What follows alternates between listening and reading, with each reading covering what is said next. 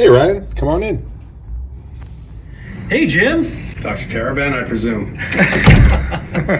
No, don't be silly. Don't be silly. It's New York City. It's no one's late until they're like at least a half an hour late. Oh, Here, hop in. I'm shooting. oh, you're already shooting? Oh, okay. Well, I figured we'd only meet each other for the first time one time. Yeah, that's what I figured as well. Yeah, it's good to see you. Your eyes are as blue in person as they come off on the camera. So Yeah. I every time I've watched your videos, I find myself going like, wow, I would have really murdered it if I had those eyes. Like that is really, like that has got to be, I would have learned some hard lessons about women that way, you know? Like women dig the eyes. So it's crazy to me. I'm so glad that we did this. Like it's so funny to me because you were the first person that I furiously texted Mark after I saw your first interview, and I went, wow, this guy gets it. Like, this guy gets it. And then every time one of your interviews comes on, I'm just furiously texting everyone going, you got to see this one. You got to see Orion. You got to see Orion. You got to see what he's saying now. And invariably, I have clients, colleagues, who get back to me and just go, oh my God, that guy gets it. Wow. You know? So yeah. High praise. Yeah, Thanks, man. yeah, it's big stuff, man, I'm telling you. And I downloaded your audiobook, and so yeah, I'm genuinely a fan. I brought you a copy too. Oh yeah? All right, cool, good. A hard copy is always good to have. But yeah, I think it's just so interesting that we have these, you know, like the software and the hardware, you know, like I'm so structural in the legal definition of marriage and like what that economy looks like from a legal standpoint.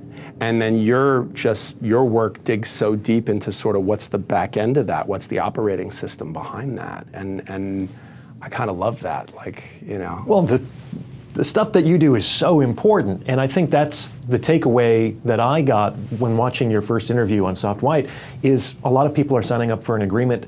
It's a serious business agreement. They've never read the fine print. They don't know what the contract is like. On some level, they're not sure what they're signing up for, and they're making an emotional decision.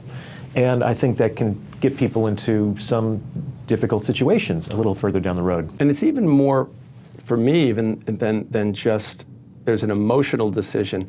What I find really intriguing about your work as it relates to the subjects I'm talking about is how much of a glacier like that really, like an iceberg that really is. There's like this surface level of the emotional thing. Like all of us know love's an emotion. Like love's an emotion. Love's a verb, but love's an emotion. And you fall in love so fast, or you fall into something like love, you fall into some kind of fascination or passion.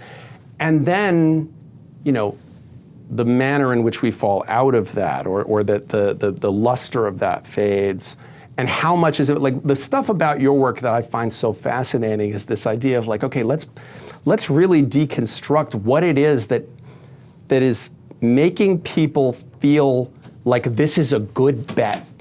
Like this is a good, like, because I'm the house and the house always wins. You know, like the legal system, I mean, marriage, 56% failure rate, right? I mean, that's just if you consider success as not getting divorced. But if 56% of marriages end in divorce, and then another 10 or 20, as I said on my first interview, you know, end in, all right, well, we'll just be miserable forever because we don't want to give up half our shit.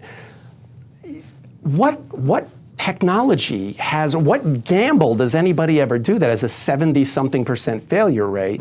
So it's got to be like the most powerful internal motivation that would make someone sign on for that. I think you kind of have to. If you're coldly rational about it, it doesn't make a lot of sense. But it's not even just coldly rational. I would even say vaguely rational. Like, because that's the part of your work that does not overlap with mine. Like, I still don't completely understand, particularly from the male perspective, why. Let me phrase it this way. All right.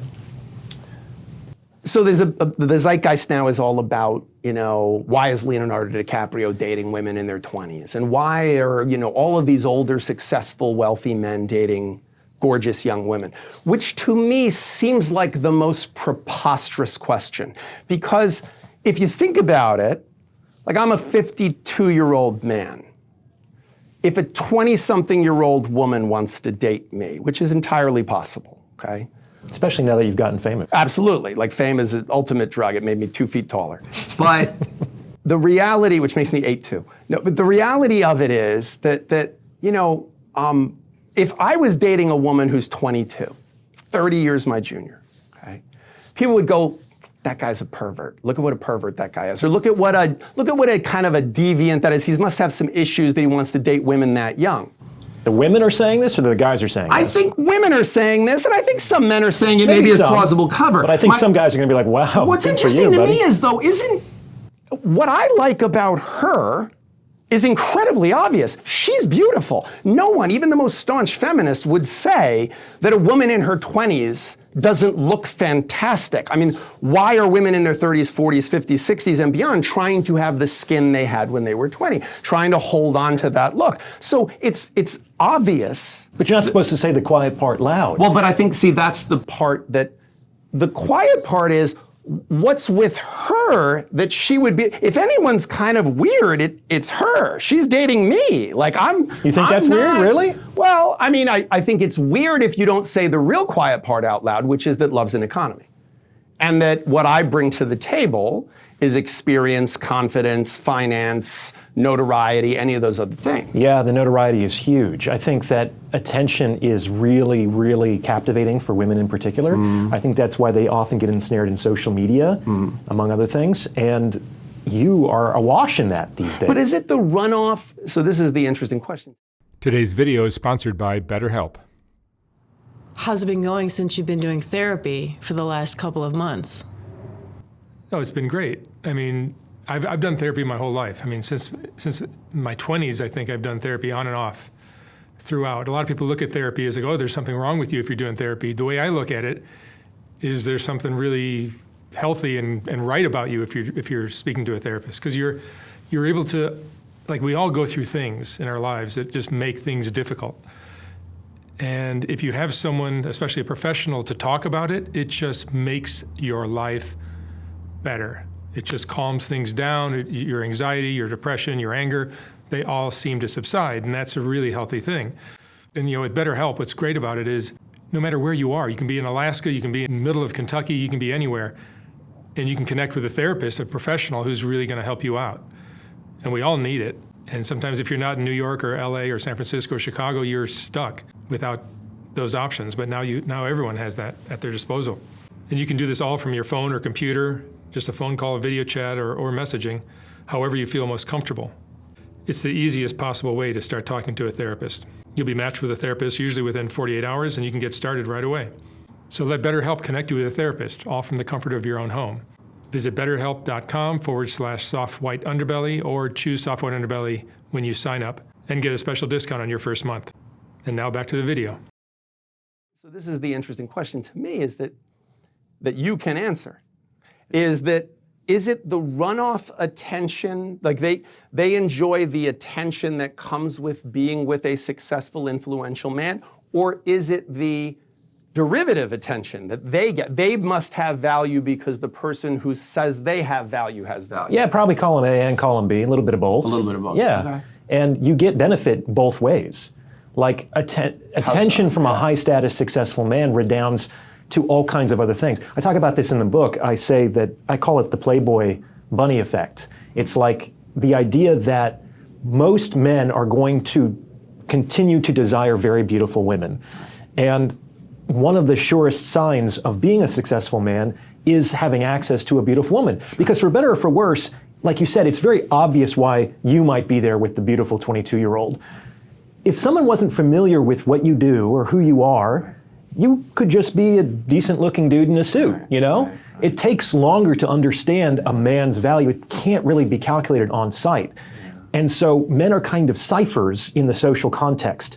Now, a beautiful woman, we assume, basically has her pick of any man that she wants. And so when we see her with you, we think, wow, of all the men that she could probably have, she's with James? Maybe there's something about this dude. Yeah. So it's very interesting that it does really, I guess, go both ways. And insofar as, I've always felt that I've never quite understood why we as a society, maybe it's because I've been a divorce lawyer for 25 years, but we're so reluctant to say the quiet part out loud, to say, look, this is an exchange of value. This is a contract we're signing up for. It's a contract that is unlikely to succeed.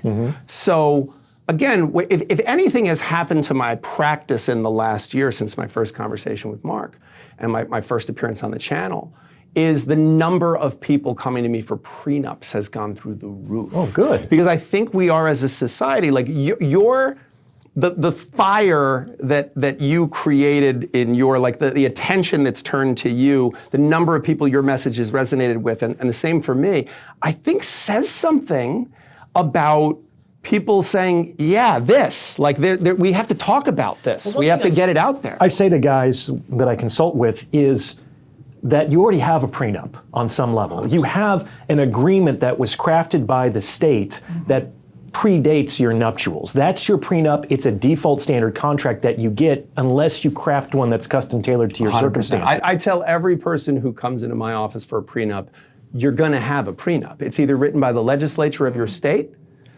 and by the way, can be changed anytime unilaterally by them, okay, depending on the administration, sort of how the winds blow, or it's one that the two of you create. You create your own rule set.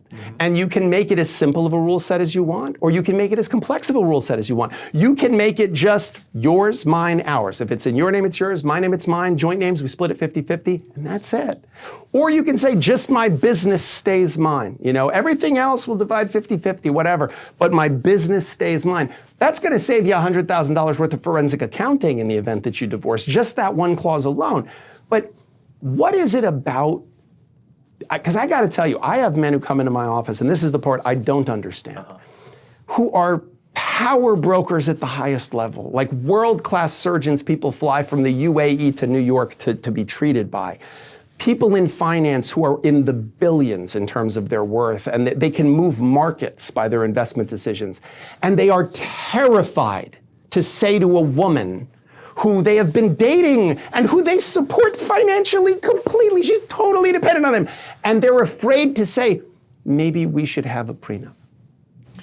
Okay, yeah, that's really fascinating. And I think, one, that has to do with the fact that confidence isn't always generalizable to different domains. Somebody could be a successful surgeon, even an athlete, someone with a lot of professional and public expertise, but that doesn't naturally and inevitably generalize to other domains like women. Okay.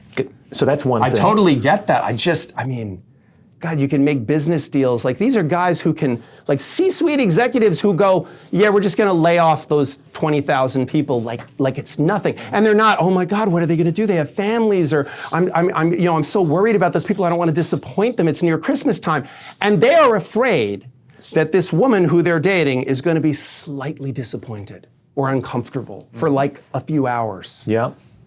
Yeah, it's wild. Yeah, I don't know. I don't know where that comes from. I don't know where that disconnect is. How can someone be so good at being ruthless, tactical, strategic, domineering, hard-charging, all those things in one sphere, and so bad at it in the interpersonal, interrelationship? Got to be a lot of different reasons. Maybe that's part of it. They have this arena that they compete in all the time, and they don't want to bring those tools into their private relationships. Yeah. Maybe they're romantic. I've made some episodes about how men, I think, are actually more romantic than women. Yeah. What's interesting, you talk about all these divorce statistics, and what's more romantic than fighting for the losing cause on some level? Oh yeah. It's like, yeah, we're cheering for the Civil Karate War. Kid. Yeah, we're cheering for the underdog. The fact that the odds are against it and it probably won't work out, but fuck it, let's do it anyway. Yeah. That is like the spirit of romanticism. Listen, my 27-year-old son just got engaged. I said it's so bad for my brand. Like, why would you do this? but he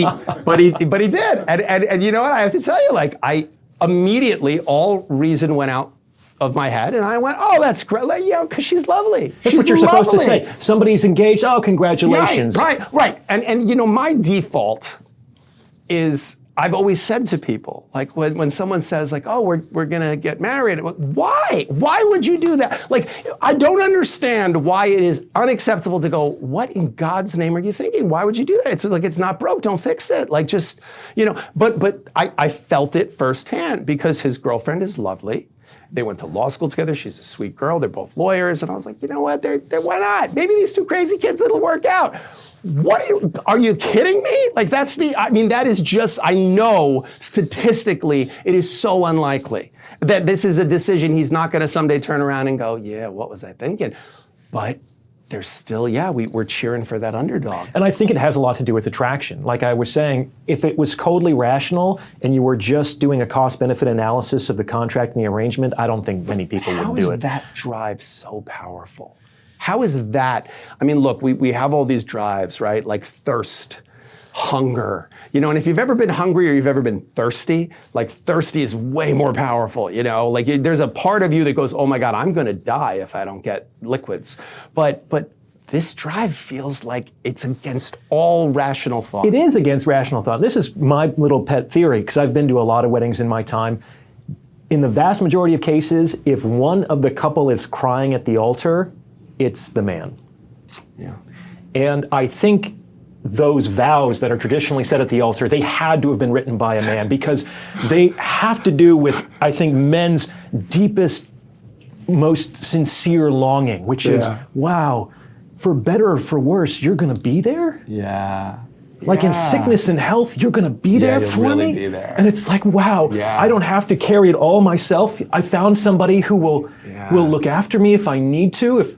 If I stumble, they're gonna help me pick up. Like, what man has that in his... Yeah, and any man who's been through a divorce hears that and goes, well, of course that guy's crying. Like, he's going, oh, shit, it's over. Like, this is all over. The whole thing's downhill. I don't think that's why he's crying. It's He's not, like, no, I oh, agree. I think there's finally. something that goes, oh my God, so I found this person. And I get that. I get the idea that, it's just, life is terrifying in some ways, and it's very hard sometimes, and to have a person, your person, who just gets you and loves you and sees your blind spots, but sees them with love and is cheering for you. Like, there's something so intoxicating even about the thought of that. And the most romantic idea of all, I think, is that I can be loved for who I am, especially as a man. It's not about what I can provide. It's not about my status and my occupation. It's not about what I can give to you as a life. It's that you love me, and you're going to be with me irrespective of the conditions of our life. Yeah. And that is such a relief, because most men can never put that burden down. But but it doesn't work that way. If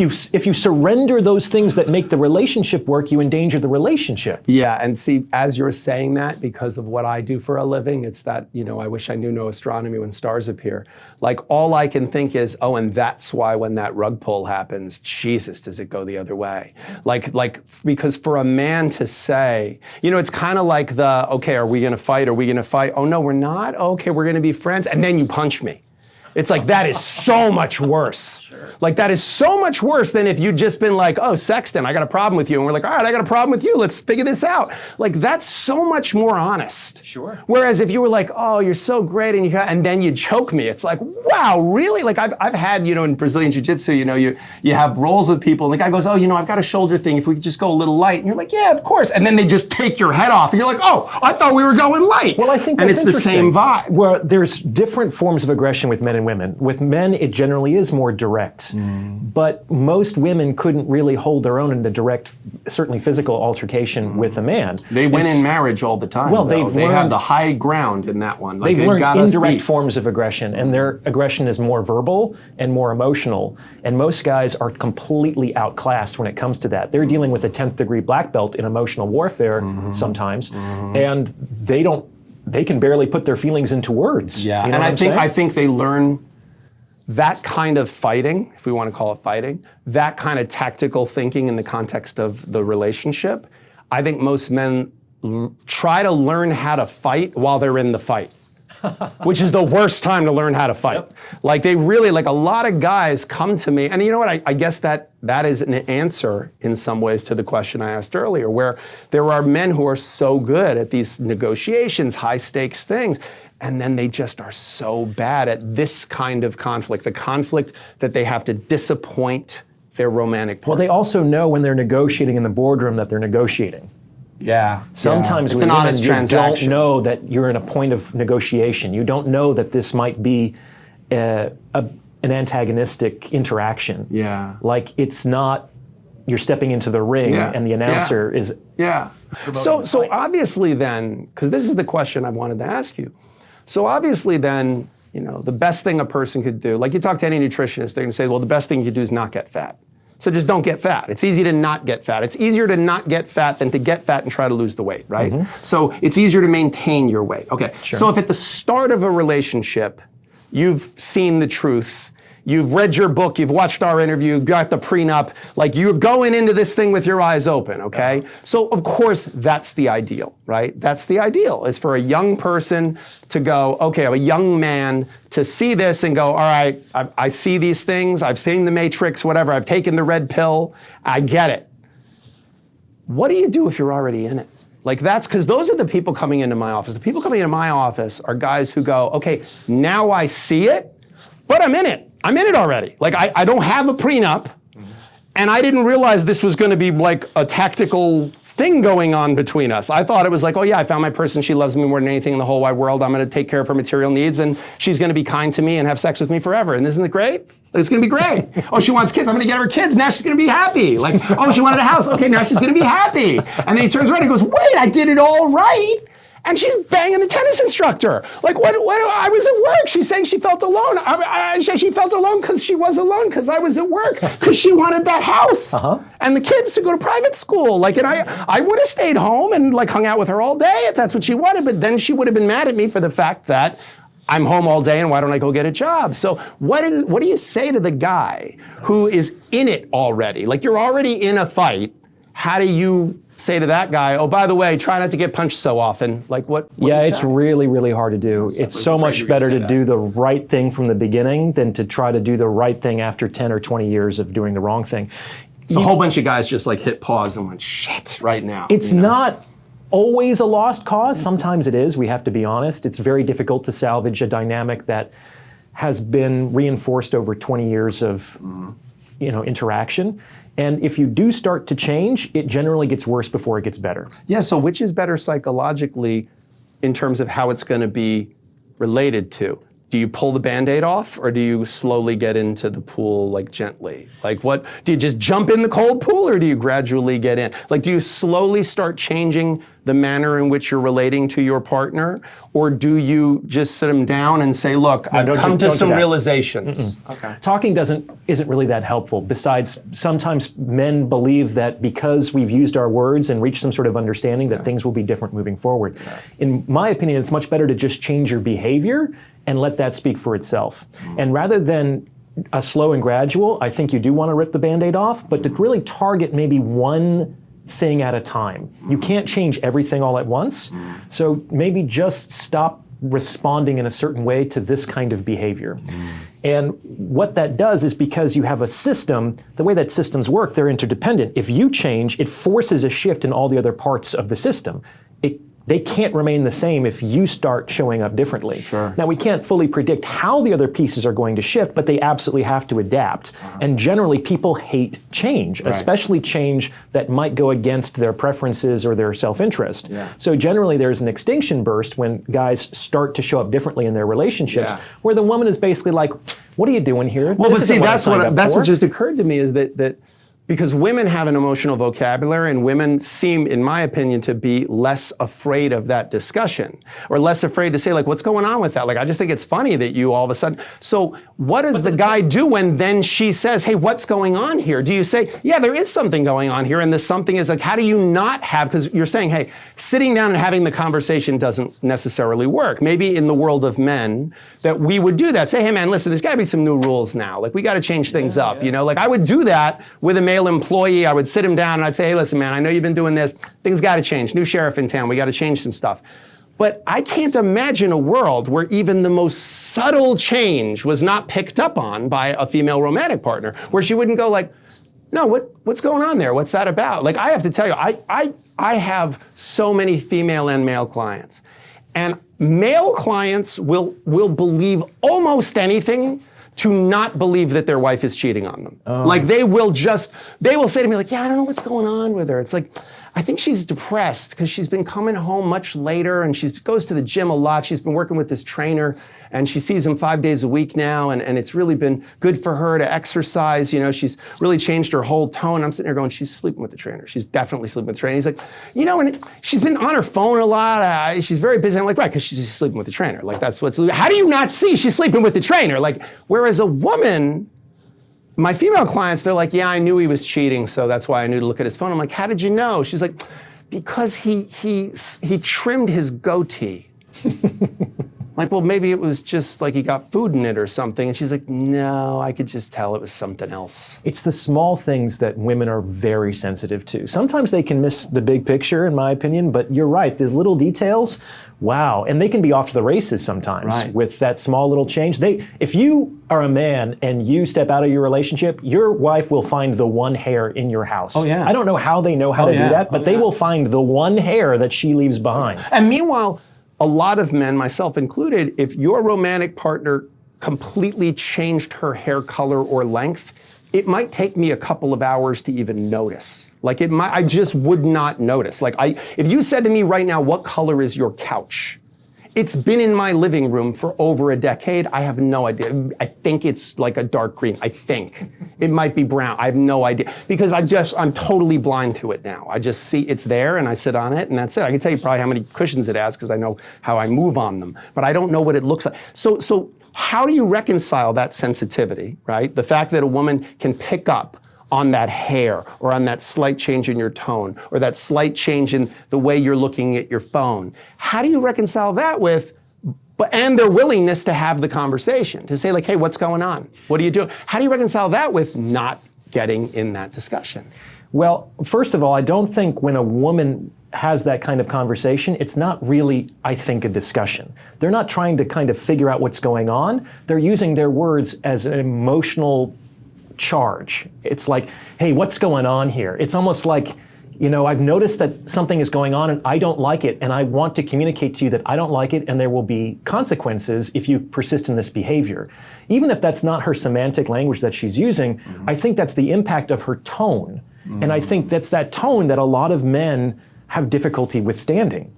It's either that tone of, I'm unhappy with you. I'm disappointed. Or it's the tears. And, I've hurt my woman. She is out of sorts, and I've said or done something, and now she's crying. And I think that's something of a failure of intersex understanding. Like, what would it take? How much pain would you have to be in for you to break down in front of me?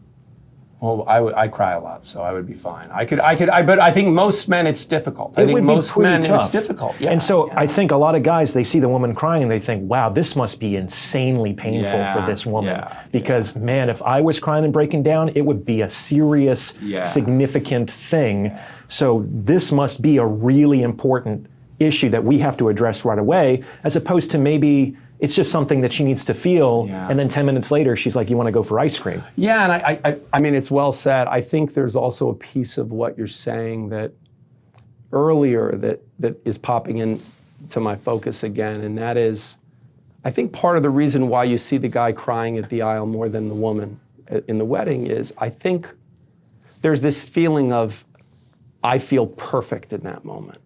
Like, the way I feel when a woman looks at me and is like, oh my God, you're a superhero.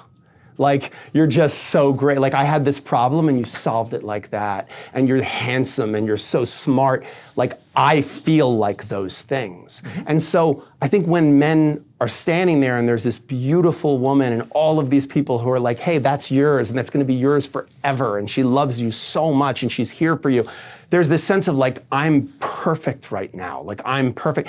And when a woman who you felt that way about is now disappointed in you and unhappy with you.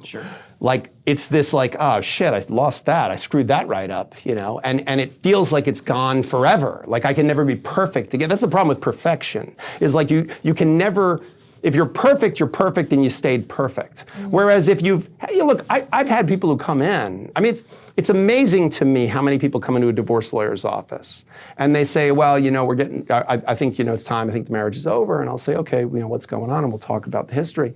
And they'll say, yeah, he had a bunch of affairs, but, eventually I just sort of was like, yeah, whatever, and you kind of go, wow, really? Like, that was, they went, yeah, look, it's just like, it never really interfered with our life. And I just sort of went, like, whatever, he's an idiot, that's how it is. But then he did this, and it was like, that's a bridge too far. And you go like, that was a bridge too far? Like, all the girlfriends wasn't a bridge too far?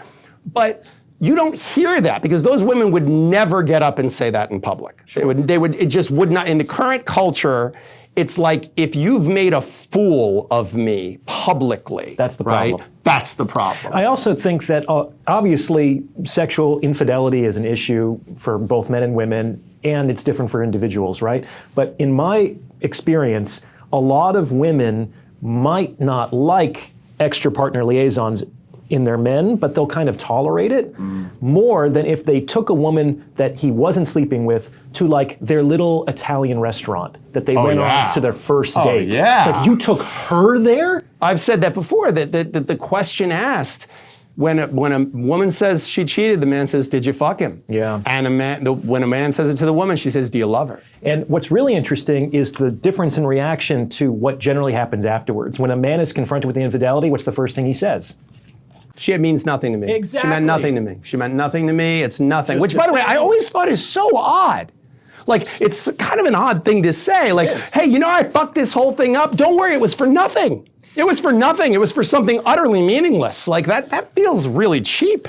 Well, that's what I'm saying. I think that if it was the other way around and a man caught his wife cheating and the first thing that she said was it meant nothing, that guy would go ballistic. Yeah, he'd go ballistic. Like, it would be hard to hear that. But if the woman said, hey, we need to sit down. Yeah. I fought this for a long time, but I've fallen in love with somebody else.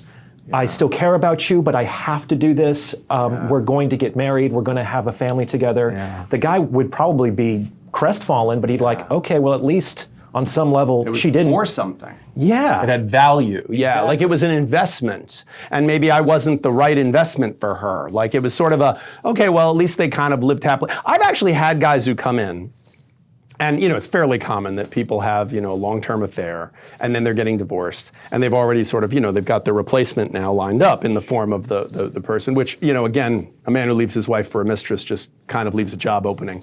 But what ends up happening is they then say, well, I'm going to settle down, with this person, and the truth is, like, the men think, well, at least she'll see that this wasn't just me banging some girl. This was like, I'm really in love and it's something real and I'm committing to this person. And I have found the opposite happens. Like I have found my female clients in that position are like, oh, fuck you. You're gonna marry her? You're gonna introduce her to our kids? Like you're gonna do, are you kidding me? Like they would have been a lot more comfortable with the idea that it was like just some, dalliance of some kind. Yeah, but they don't want to be embarrassed. I think that's the main thing, because then they have to be, they're put into the uncomfortable social position to either say, yeah, I know that this was happening, but it's our own private business, and The Hillary Clinton debacle. yeah, I mean, she that's couldn't very pretend that it difficult. was like, oh, I had no idea. It's like it was notoriously, this But was she also sort of didn't what was leave. alleged. She had to. Right. Like, but she walk also that still line. wanted to be, I'm a strong, independent, powerful woman who doesn't take any crap from men. And it's like, well, like, so is this, you're saying the quiet part out loud? Are you saying, listen, our marriage is a different kind of economy. What's important to us is ambition. What's important to us is raising our child or our grandchildren together. Like, his fidelity is not important to me. It's not a big deal to me. I don't really care. Good, delegate it. Let somebody else sleep with this guy. I don't feel like it. So that feels to me like something people should be able to say, but yet that is not a message that would be well received. Because we only consider the love marriage to be the legitimate union. And on some Why? level, it's interesting, but we Well, can if you trace don't that know through and I history. don't know, then we're really in trouble. I could I have don't know what to tell you. some beliefs here. Yeah. I mean, this is something that's actually very new. And one of the things that I hear as a criticism to like my more economic model of relationships is that it feels so cold, so mercenary. It's like, who hurt you? This is a commodification of the heart from late stage capitalism. All you can think about is value. And it's like, You're going to get a lot of the same comments, I guess. this is how it was 200 years ago. It's like, my second son will marry your third daughter. You'll give a flock land of will sheep. accumulate this much land, and it's great. Yeah. And what's interesting is that I think the love marriage is actually a product of capitalism. Nowhere do you see where industrialization comes to a traditional culture, love marriages go through the roof and arranged marriages start to decline. And I think that's because for a long time, people have lived basically at a subsistence level, and we needed each other in a very real way for survival. And it wasn't time, you couldn't spend 10 years in courtship trying to figure that out. It's like, we need cobblers, and we need children, and we need to raise food. Well, it's just, I was thinking the same thing when you said that. I thought, well, this is why the birth rates have declined, because it was like, I don't need kids to work the farm anymore. Like, kids are a liability now to some degree. degree. Kids are a cost. Kids are private school. Kids are clothes and pajamas and diapers. As opposed to and all working those in the things. coal mine. They can right, bring in as some opposed money. to being like, hey, good, that kid can till the fields. Like, it's not, Sure. you know, I think at this point, if somebody has their kid outside mowing the lawn, it's like, why are you abusing your child this way? Man, you know? really? So, Is that yeah, bad? I think it's sunk that far No down. But I kidding. mean, I represent a lot of wealthy people, so their conception of what their children's struggle is really, you know, it's kind of what happens when, like, you become parents, but your parents missed like all your dance recitals. You know, you just have this like, no, there's nothing more important than being at the dance recital. Like, it's not, my kid does not need to learn discipline or values or hard work or anything. They just need to be heard and understood. Yeah, I think that's that parent's unhealed emotional wounding from the disappointment of their own parents, which might have actually created character and built emotional resilience. That's the part about that kind of parenting that doesn't get a lot of airtime these days. Is when it gets weaponized, it's dangerous, because in custody battles, this becomes this person who has equal rights and equal access to this child. I am now perceiving them as an unreliable threat to my most important thing, which is my children.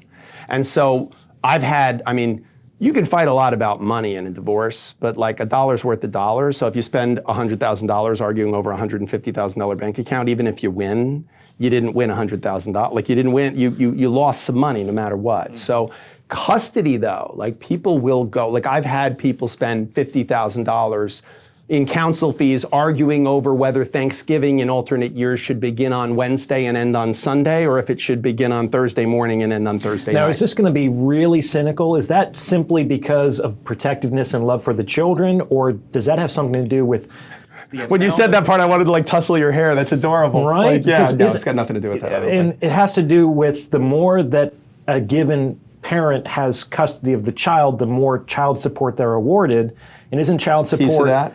not I think a really piece of it based is- on what's necessary, but kind of what's available? Yes, but I think I actually think there's more than that. I think it's because Okay. fuck you, that's why. Like, because what do you want? You want the kids to have when? No, yeah, I don't want that. Have Why? you been dealing? Because fuck you, that's Have you been why. dealing with parental alienation? Like, All is the that something time. that comes up? It is not only am I dealing with it, it is the thing of the moment. It is like the judicial zeitgeist, the divorce thing. Like, you know how like 2024 is the year of my ex is a narcissist, my ex is gaslighting me. Like it's on the bingo card of shit people say now is malignant narcissist, gaslighting. Like for a little while it was like Black Lives Matter or All Lives Matter. Now 2024, it's been gaslighting, it's been narcissism. The 2024 into 2025, it is parental alienation is the thing, and what's called negative gatekeeping is the other thing. I haven't heard that term yet. So negative gatekeeping is a form of alienation. So to put it in its simplest terms when I explain it to clients,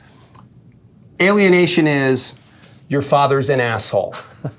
Negative gatekeeping is, hello, here it's your father.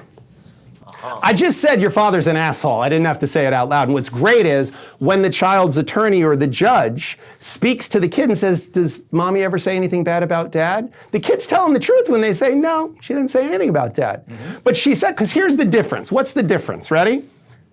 Hey, did you have fun with dad? Oh, that's great. Where'd you guys go? Oh, you went to the park? Oh, that's nice. That's good. It was fun. Oh, good. Did you have dinner? Oh, what did you have? Pizza? Oh, good. I know you like pizza. All right, well, go upstairs, brush your teeth.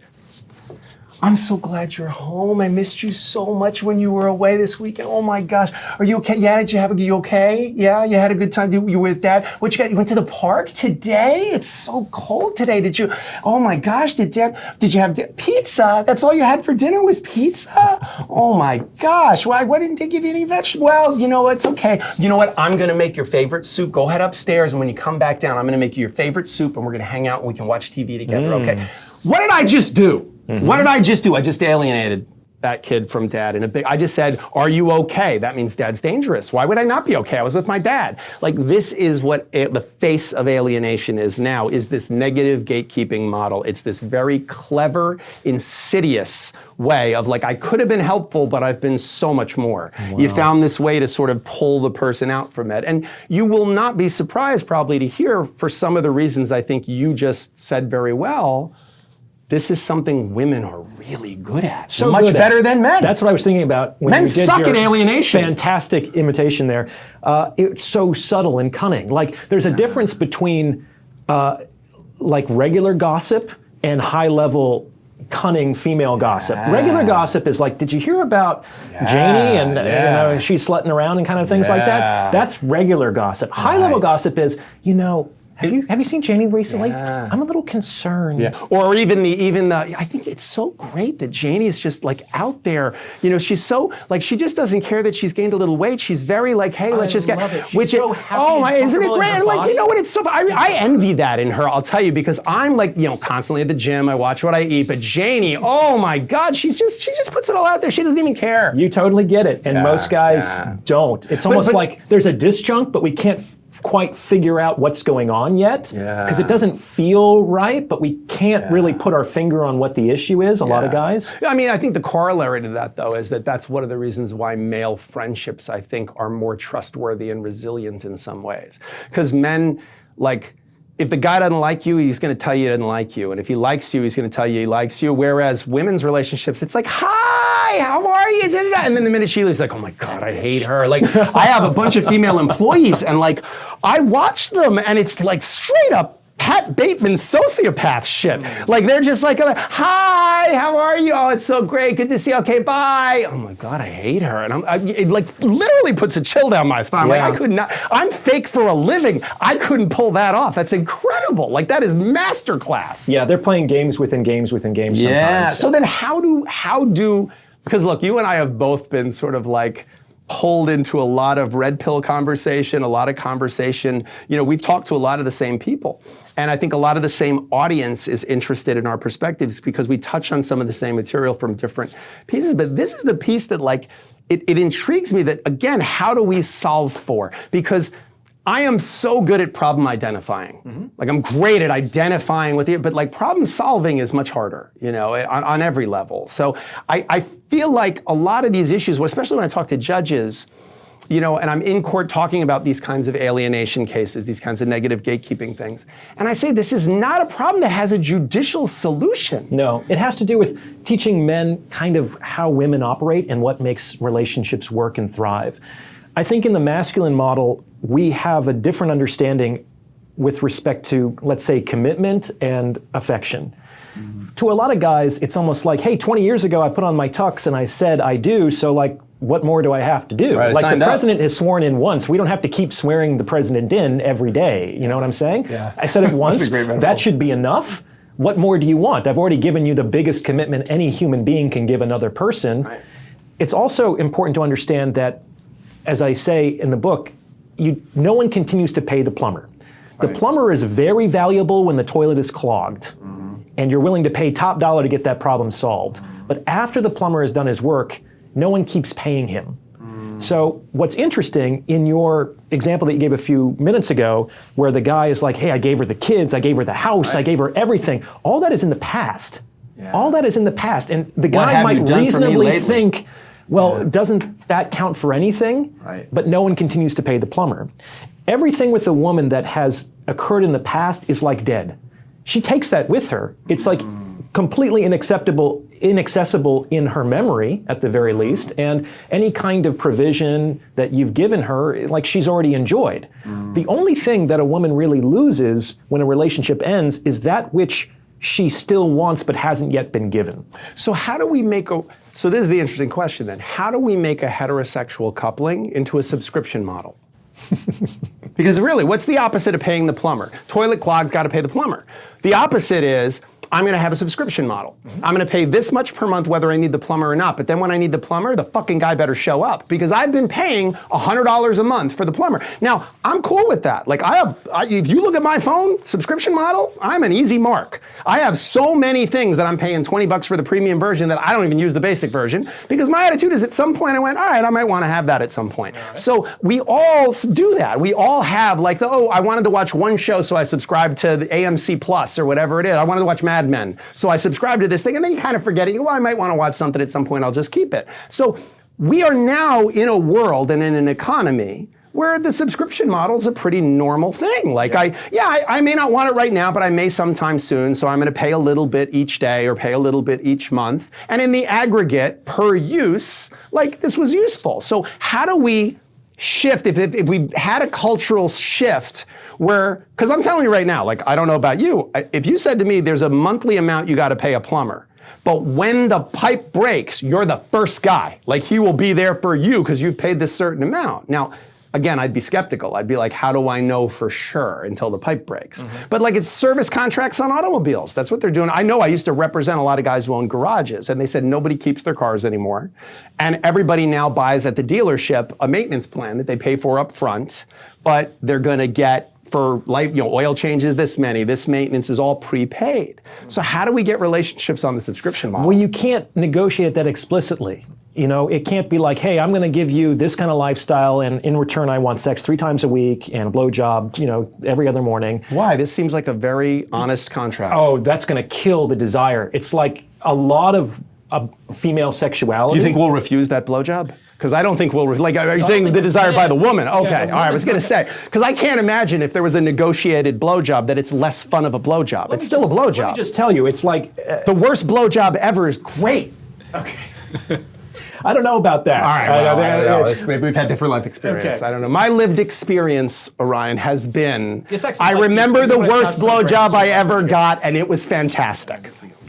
So the idea here is, when it comes to seduction, when it comes to cultivating arousal in women, the truth and directness are not really your friend. Imagine a date is going really well, you've had a couple drinks, the conversation's going good, there's some casual touching, there's some longing in the eyes. You still can't turn to the woman and say, hey, want to come back to my place and fuck? You have to say, this has been great. How about you'd like to come up for a cup of coffee or something? Like, both of you know that there's no coffee that's going to be made, but it has to be kind of like covered with respect. Yeah. When you're too direct, it kills the vibe, it kills the fairy dust that often is necessary to cultivate female arousal. But doesn't that, if we're gonna feed that, like if we're gonna, I get it. Like, trust me, I live in the world, I get it. I think an honest pickup line, like, do you want to fuck or should I apologize? Like, that is an honest pickup line. But That's a good in reality, like, I understand we don't do that, but here's the thing.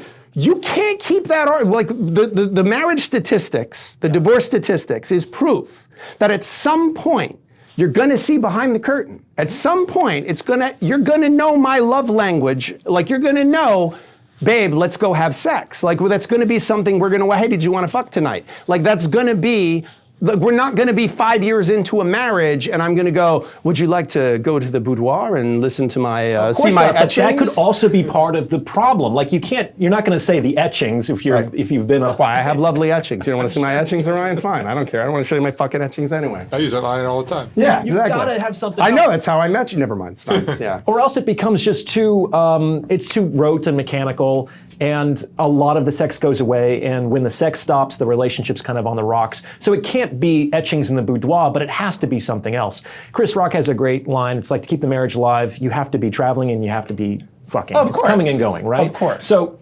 that's, I think, the greatest aphrodisiac to a woman in a relationship is in bed count. But if we're gonna give Chris Rock his due, by the way, divorced guy, if we're gonna give Chris Rock his due, he also masterclass one of his routines about, while he was still married, he's like, I haven't had a blowjob in years. Oh, I've had fellatio. Yeah. He's like, but I haven't had a blowjob. I haven't had my dick sucked. And there's a difference. When you say, hey, later, can we have a blowjob? You're going to get a fellatio. You're going to get fellatio. You're not going to get your dick sucked. So it's different. Yeah. Now, the subscription model is interesting because I think it does kind of work. I think it's generally how women get into relationships these days. Because we live in a world that, for better or for worse, sex precedes commitment. Sure. Like, the idea that everyone has these streaming services, the idea that you're going to pay upfront a huge cost before you even get to sample the content, that's absurd. Right. Well, or you get a little bit of the content. It's like the OF model, It's like, hey, you get to see a little bit, but you're gonna get to see even more if you pay the monthly amount. And if you pay the extra monthly amount, oh my God, what you're gonna see. Like, we all know there's no sex in the champagne room, but at the end of the day, part of you wants to believe there might be sex in the champagne room, And I think marriage, You've been in the champagne room a long time. You're like, no, there's no sex here. This is not going to happen. Like, you're not going to convince me that 6 more months in the champagne room is when the sex is going to show up again. Well, that's because for most men, the champagne room is this secret, privileged location when they're single.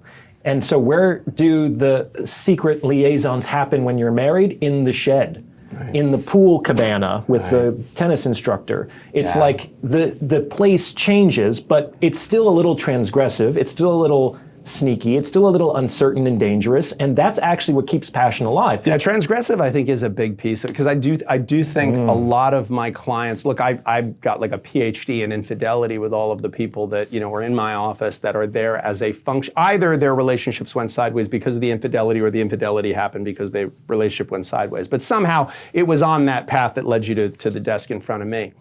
And a lot of times there's this sense of they were like, yeah, but I felt alive. Sure. Like I felt alive for the first time in a long time. And you kind of saying to somebody like, yeah, you're going to lose like $20 million worth of your assets. And they're like, totally worth it. Can't take it Totally, yeah, totally worth it. Well, I think for high net worth individuals, it's a very different thing because the death of one is a tragedy and the death of a million is a statistic. So if you have $100 million and now you're only going to have $50 million, you're still going to be okay. Yep. So part of you goes like, fuck it. Like I'm going to, I'll pay $50 million to be free. Yeah, marriage is for the very rich and for the very poor. Because you can't get blood from a stone. That's the other way around. Yeah, that's an interesting thing. People say about New York that New York is a great place to be if you have money. It is. So this is the first time I've been back to New York in 10 years. I used to live here. We missed you. Thank you. Yeah. And when I left, I was broke and living in public housing in Brooklyn. So it's a very different experience. And let me tell you, it's much more enjoyable. Oh, it's so much better. Yeah, New York when you're poor is incredibly depressing. It's tough. Yeah, but when you have resources, New York is just like, it's a playground. There's so much to do. There's so many beautiful, wonderful, amazing things. And I think dating in this city is a very specific animal because one of the things I've always said to people about, they say, why are you in New York? Like, why are you in the city? Why are you in Manhattan? And I always say to them that whatever it is you're into, someone here is doing it at the highest level. Mm-hmm. So like, I don't know anything about like a boat in a bottle, but if you're like a boat in a bottle, I bet there's someone within 3 miles of this Times Square that is one of the best boat in a bottle making people in the world. Well said. And they're here, And so there's this feeling that you're just right in the middle of all that. And I think it's true of seduction. I think it's true of, I live in Chelsea, so I walk around this part of the city. It's a lot of gay men in Chelsea, which a lot of them just look photoshopped. Like they are so good looking that on the elevator, I just stand there and I go like, my God, like that's insane that a person looks like at the gym I work out at the Equinox in Hudson Yards, it's stunning how good looking these people are. And the women, you will lose 100 IQ points, like just looking at, like I'm a incredibly comfortable speaker. I can tell a story while someone's trying to tell a competitive story and objecting to the story I'm telling, and you still won't knock me off it. And I literally go like intellectually disabled. I was talking to a friend of mine's girlfriend, and she was so distractingly beautiful that she was trying to make small talk with me. And I actually she went, oh, around here, is there a good, and I was like, there's a lot of shopping here. And I thought to myself, like, what is wrong? Like I could hear my brain going, what is wrong with you right now? But it really is, that's such a powerful intoxicant. I think you can get used to it though, but you have to be around those types of women so much, which is not something that the average man gets access to. Like, have you been starstruck? I mean, you're now getting into conversations with all kinds of folks that maybe you would never have talked to, and maybe a few of those you're like, wow, I really like you. Every once in a while, now I represent a lot of athletes and celebrities, and when you initially are with them, there's this feeling of, oh, you're like actually sitting in front of me. You're not just on the screen, or you're not on the Jumbotron, like you're just sitting in front of me. And then you find out like, oh, and you're kind of a mess.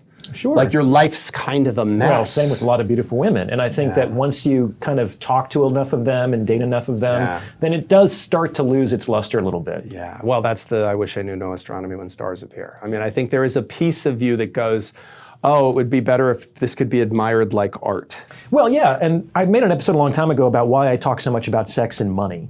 And the reason is to facilitate people's disappointment in those things. Because when a rich person gets on TV and says money isn't everything, he's right. Yeah. But everyone's going to think he's full of shit until it's like, oh, boo-hoo, what a tough problem to have, tens of millions of dollars. Or, beautiful women, they're nice, but sometimes they come with a lot of costs, hidden costs associated with them. They're like, yeah, I think I can handle that problem, buddy. I had a conversation with a stunningly beautiful woman who came into my office about a prenup. And she is marrying an incredibly wealthy man, C-suite executive, Fortune 50 company. And so and what she brings to the table, basically, she's very bright, she's educated, but she's mind-blowingly beautiful and quite young, probably in her 30s. And she's marrying a guy, he's in his 50s, he's divorced, and he is incredibly successful. And she was talking to me about, how he's very nervous to get married again. Like, he wants to marry her. They have a lovely, very fulfilling, beautiful relationship, but he got very burned in his divorce, as many men do. And he's just very reluctant. And she said, I don't know how to get around that. I don't, he's very distrustful. I mean, I know he loves me, but I've never lived in that world, so I can't really relate to the feeling he has. And I said, well, I've represented a lot of very successful, wealthy men in particular, and, everyone has an agenda. Like, they don't know, does this person genuinely relating to me because they like me, or is it because they know I can invest in their business, or I can buy them something, or I can give them access? She said, well, yeah, I guess just, I don't know what that's like. And I said, you don't know what that's like? A stunningly beautiful woman. You don't know, is this guy talking to me because he wants to have sex with me, or is this guy genuinely talking to me because he thinks what I have to say is interesting? Like, you have a wealth.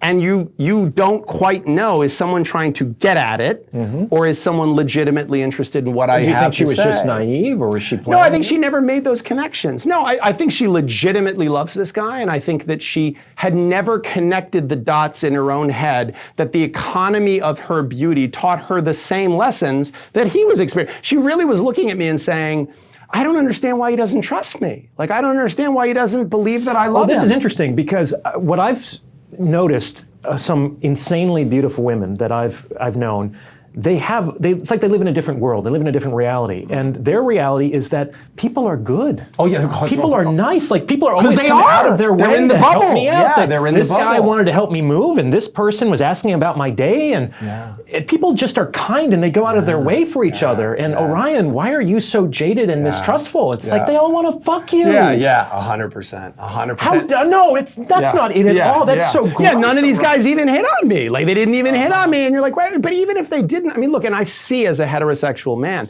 I see, like, I meet a lot of beautiful women and interact with a lot of beautiful women who I never have sex with and would never have sex with, and I'm not trying to have sex with.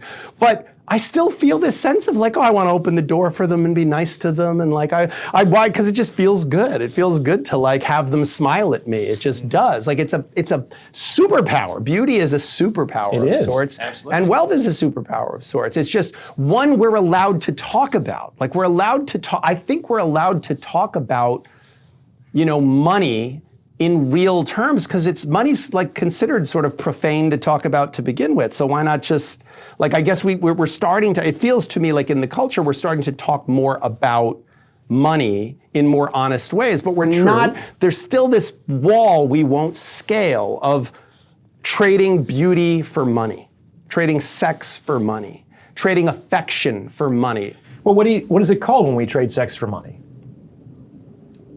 I was going to say marriage, but no, I sex work, prostitution. Yeah, it's prostitution. Yeah. And a lot of relationships are, at heart, that kind of transaction. Sure. But that's so undignified. Think about it in this way. We have to really protect people's self-worth and self-concept. We understand that when your assistants show up for work, it's not because they truly believe in your mission. It's not because they think that you are. Isn't? Fuck. Yeah. I gotta get rid of. Right? I gotta get better people. You understand that there is a professional relationship. They're trading their time and their service for your money. Of course. However, even in that professional mercenary context, you probably just don't dangle a wad of bills in front of them and say, what are you going to do for me today? You want this, don't you? Dance for me. It's like that would be... I stopped doing that years ago. Right? You know, probably... Yeah, really get the HR complaints were high outrageous. turnover, Yeah, right? yeah. So it's like even... But the shit they do is amazing. No, I'm kidding. And so people have to cover it with all of this culture of corporation. Yeah, of course. But really, at heart, a lot of this is the exchange of time and effort for money. Of course. But we even can't talk about that as explicitly in professional context because it seems too mercenary.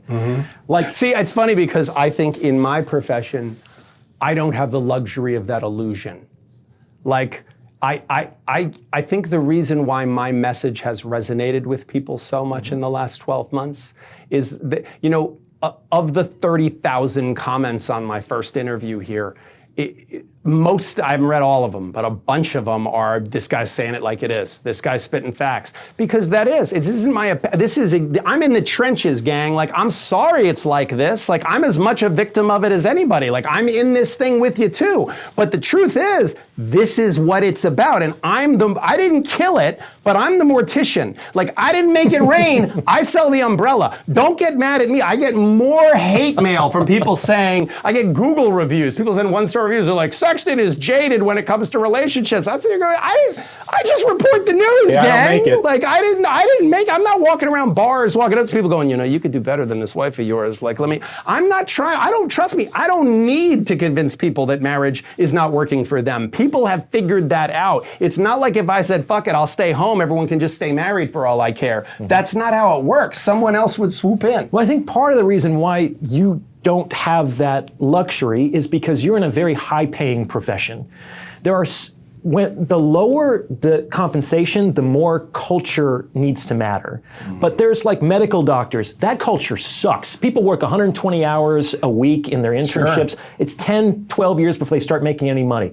You work at a top-tier law firm, you work at a venture capital firm, they're gonna be like, I don't care about your fucking feelings, dude. It's like, get the results, or we have 100 people who are chomping at the bit to replace you. 100%. And why do they put up with There's a sign on the wall of my firm, it says, no one cares, work fucking harder. It's because they pay really well. 100%. Now, it's like everybody kind of, they understand kind of where they're willing to sell their time, right? And the more that they get, the more they're willing to dispense with some of the bullshit. But if it's like, okay, I understand, I'm kind of prostituting myself, I'm selling my time for money. Sure. All right? But I'm okay with that because of how much I'm getting. And so I can dispense with some of the subterfuge. Sure. But no one wants to be a cheap prostitute. Sure. Well, but I also like the honesty. I mean, there's an honesty to saying, because I do laugh sometimes where people say like, oh, how do you sleep at night? You know, you make money off of the misery of others. And I'm like, look, I have a friend who's an oncologist. He makes money off of cancer. Like, he does. Like, cancer gets cured tomorrow. He's out of a job. Like, I don't think he's cheering for cancer. I think, if anything, he was fighting cancer like it's his, it's a villain. But people get cancer. Like, I am not in the position where I'm saying, like, listen, I don't think I'm going to run out of work anytime soon. I think the reality is we're going to continue to suck at this. Yeah, I don't think that they became miserable as a consequence of interacting with you. Absolutely not. They were miserable when they got here. Yeah. I mean, I actually don't even, when I first talk to people in the context of a consultation, normal human communication is stymied because normally we meet, so how you doing? One of the first things you say is, how are you? Fuck that, if I'm paying you every minute. Yeah, well, that's true, yeah. But if it's a consult, I mean, normal pleasantries are, hey, how are you? You're fucking talking to me. You're in a divorce lawyer's office. You're not good. Well, I'm good. Like, no one's, it's nice to meet you. It's not fucking nice to meet me. Like, this is nice to meet me. But, like, it's not nice to meet me if you're getting a divorce. Like, if you're in my office, something went wrong. This was not the plan. Things did not go to plan. So I really do get that, but we know this, and we just can't say it out loud. And that's the part I still don't get, why we all know, like, anybody who, like, I watch your stuff, and I've referred friends to your stuff, and they all go, oh, he's 100% right. I mean, I'm not just talking men, I'm talking women. Like, I have so many women in my life, I've said, you gotta watch Ryan's stuff, and they watch it and they go, oh yeah, he's 100% right. This guy gets it. And I go, then why can't we just say this? Why can't we just say it out loud? Why can't we talk about, like, can't we just put this on a billboard somehow and go, okay, guys, like, the emperor has no clothes. We've all agreed now the emperor has no clothes. We kind of get what happened here. We get what attraction might be born of. And this guy kind of gets, like, the raw ingredients a little bit. So maybe we could tinker with it and come up with something different. We can use the subscription model. We can, instead of getting married, we could lease with an option to buy. I don't know. We could figure something out. We could have a renewable contract that's every whatever many years, something. Like, why can't we Uber marriage? I think that it's moving in that direction. I talk about the future relationships, the final chapter of my book. I haven't gotten to the final chapter I yet. was contacted by some law firm a few months ago. They're specializing in alt marriages. That's what they're calling it. So it's a way of commemorating a union in, let's say, non-conventional ways, which could just be like a really custom-tailored prenup. I guess that's kind of what it is. But I've never heard of this. yeah, I think that's probably a term that we're going to be hearing more and more of. Alt-marriage. Yeah, alt marriages. I mean, I don't think there's anything new under the sun, but I do think there are different, like, I've been waiting for somebody to Uber marriage, to figure out, like, okay, how do we do this differently? Like, how do we employ a different set of rules and not have to be ashamed of it? How do we make it into a feature, not a bug? Like, how do we do that? And I do see, like, an increase in people talking about ethical non-monogamy. I see people talking about not marrying. I see tremendous increase in the number of people coming in for prenups. And again, it's not just in my office. I mean, I see a lot of people coming to me for prenups because I talk a lot about prenups publicly. So people now identify me as someone who's a prenup person. But I talk to all of my colleagues who are not in the media space and who are just straight up divorce lawyers working in the trenches. And they all say, like, oh yeah, the number of prenups is quadrupled. Like, we're all, like, there's a order of magnitude increase in prenups.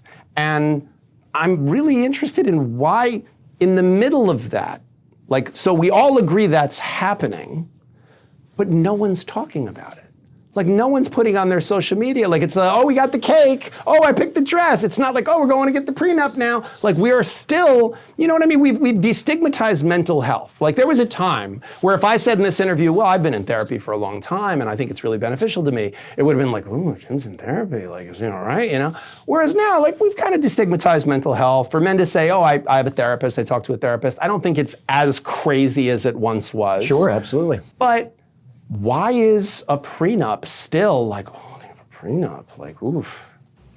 Because it's supposed to be a love marriage. That stuff is not supposed to matter. You're just supposed to believe in the mission of the company. And we think those two things are incompatible? That it can't be a love marriage and you have a prenup? Like, I think you're a safe driver, but I'm wearing my seatbelt. Right? I think it's actually very difficult because what is a marriage? A marriage is basically a business agreement.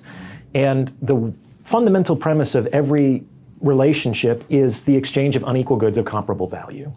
But that's very different from love. The idea of love, ideally, is that I'm going to put the good of the other ahead of myself.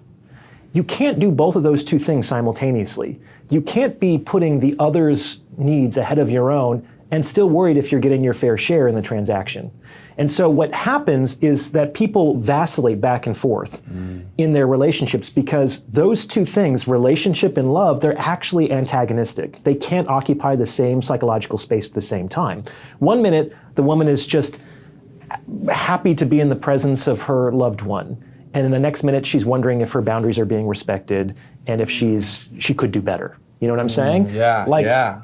The idea, could I do better, is anathema to love.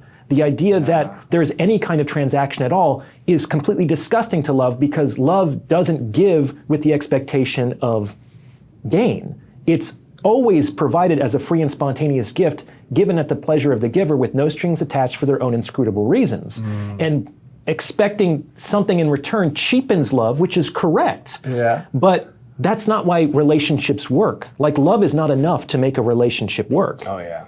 In fact, most people, I talk about this on the channel and in the book, is that love has nothing to do with relationships. Oh, 100%. And we know this because it's certainly possible for people to be married to each other and to not love each other, and to simultaneously love people that they're not in relationships with. Right? Well, and one of the things that always appealed to me about your talks and the Psychax channel, and like I love the short talks, and one of the things that you come into all the time, a space that you end up occupying all the time, is this idea of like being very, like, you know, whoever discovered water, it wasn't a fish. Like, we're all in this thing, and so we don't see it.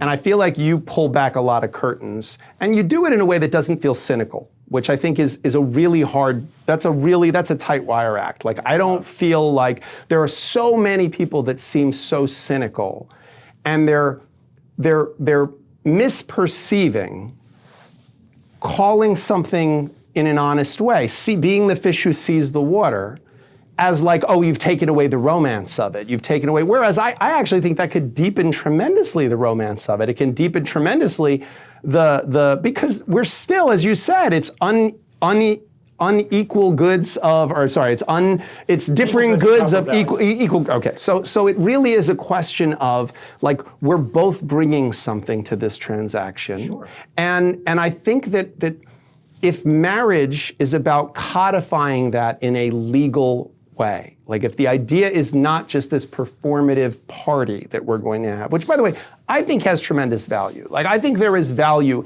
in saying something out loud. I think the party should happen after the last kids have launched, because then they've actually can celebrate what they set out to do. Well, I guess it's because I tend to be of the belief that if the first time you have all the people you love in one room is your funeral, you're an idiot. So I like to have, like, people should celebrate more things more often. I think get the tribe together more often. But one of the ideas I think is very beautiful about marriage is if a wedding was about, hey, I found my person. Like, everybody, I found my person. Like, see, it's my person. Like, and by the way, like, I need your help. When you see me looking at some other girl, could you be like, hey, dude, remember? You had your person, right? Like support me. Like, help me. We need your help. Like, help me. Like, this is tough out there. And, like, help me keep my eye on the ball. Help me not lose the plot. You know, and if you see her or him running around, like, let me know. And I'm going to wear this ring, and that's going to be to let everybody know, like, hey, guys, nope, sorry, I got one already. Like, found one, sorry. Like, but why couldn't we just say that's what it is? Why does it have to be? I've been to some weddings that say that part. Have you really? Yeah, and it's nice. It's good. That is nice. It is. Yeah, there's something real about it. The issue, though, is that the looking and the running around are generally symptoms of something else that most people don't see. It's very difficult to know what actually transpires between two people behind closed doors. Amen. The emotional dynamic can take a long time to suss out.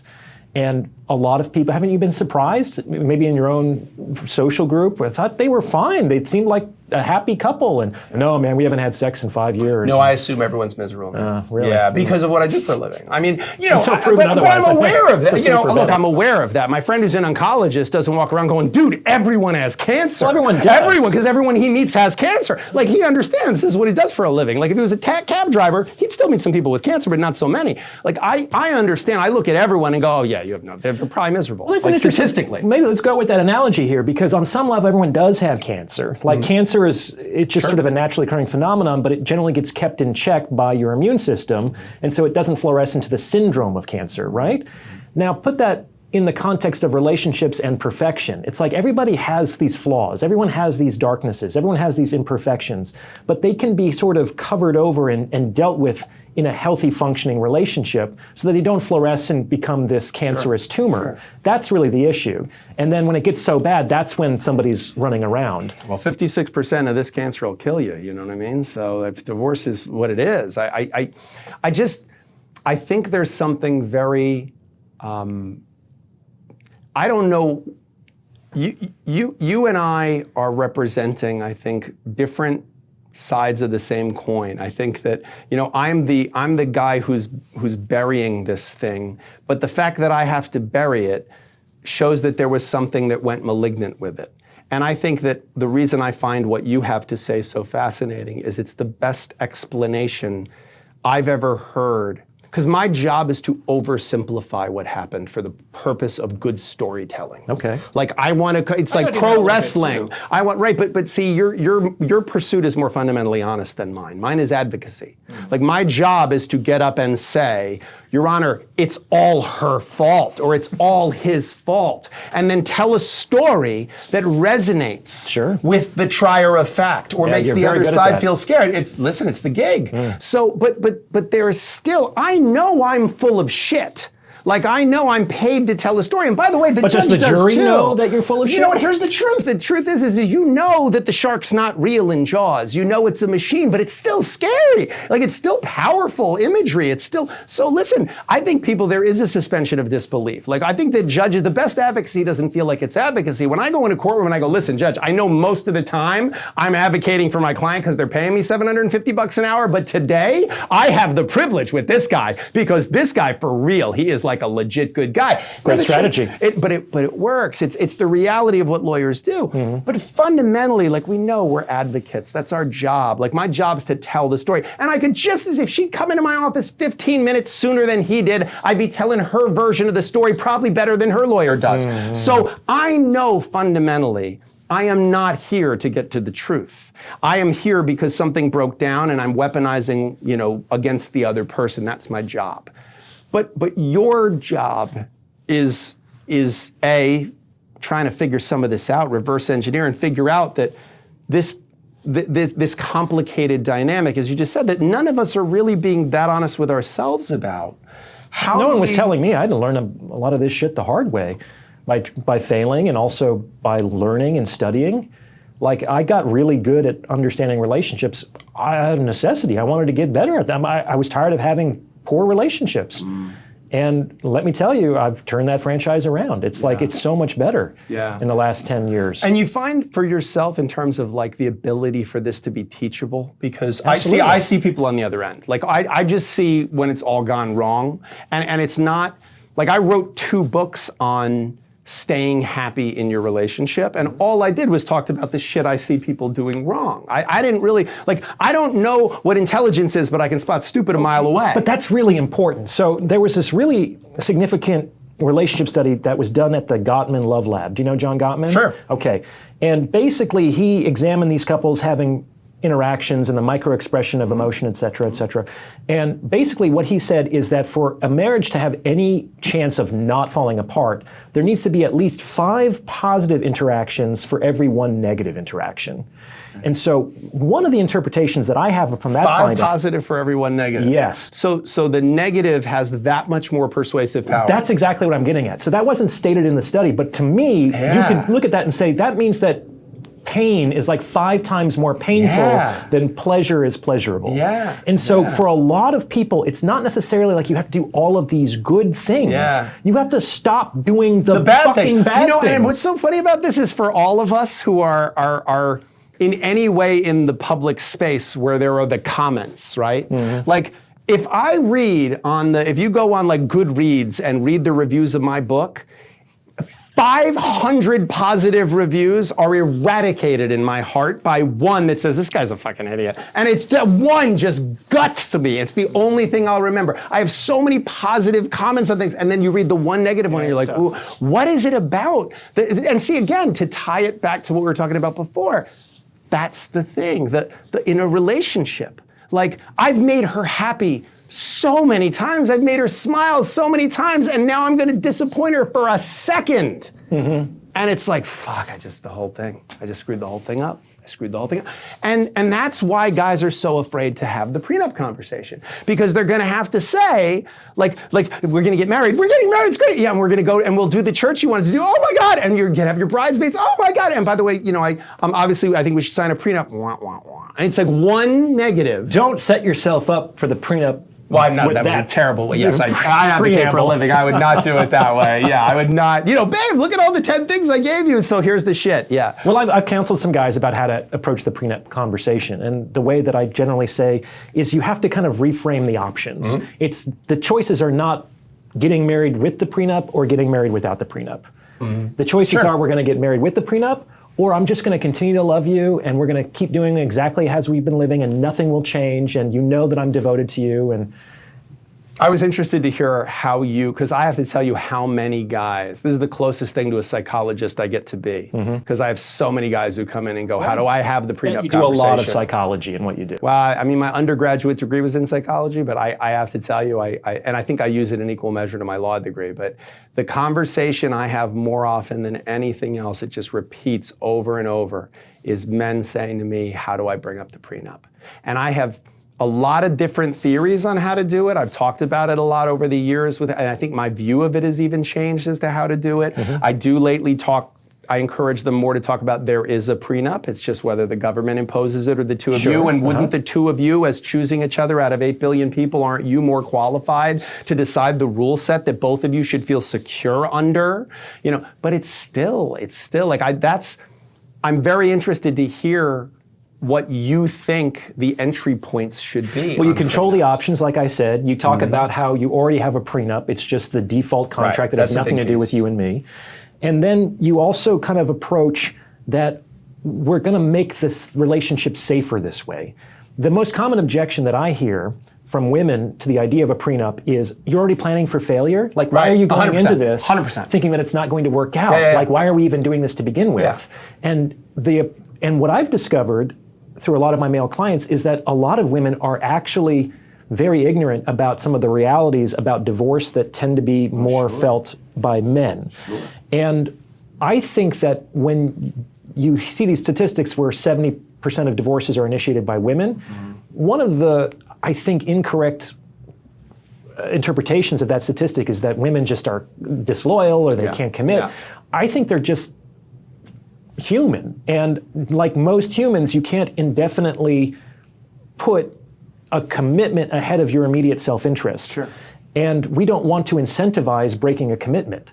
And so by working around the incentives around separation and divorce, we actually make it more likely that both parties will come together to prevent that outcome. Yeah, I think you and I both have been in spaces where people talk a lot about that 70%, initiated by women statistic, and they, I think, interpret it the wrong way. Because I have said in my practical experience, it is in part because men have a tendency to just leave. Like when a man wants to end the marriage, he very often just leaves. And then the woman says, okay, what do I do? He left, he's not paying the mortgage, he's not paying child support, what do I do? And I say to them, well, we have to file for divorce. And they say, well, I didn't want to get divorced. He's the one who left. I want him to come back and stay married to me. And I go, I'm sorry, I can't just go to a court and say I want something. I have to file an action. And this is not an automotive injury claim. This is a domestic relations claim. I have to file for divorce if I want to get you child support, if I want to get your mortgage paid on a temporary basis. And so they are forced in that way to file divorce. Now, I'm not saying there aren't women who are like, hey, I've cashed out and now I'm done and I want to cash my chips because I got this guy for as far as I can get it and I got some kids with him and now this is going to be a steady income for 21 years. There's some of that, but there's definitely a lot of men that just go, yeah, I'm going out for milk and never come back. Sure, that happens. And there's definitely the really cold-blooded mercenary women that you just described. But I think that for a lot of cases, it's somewhere in the middle, 100%. right?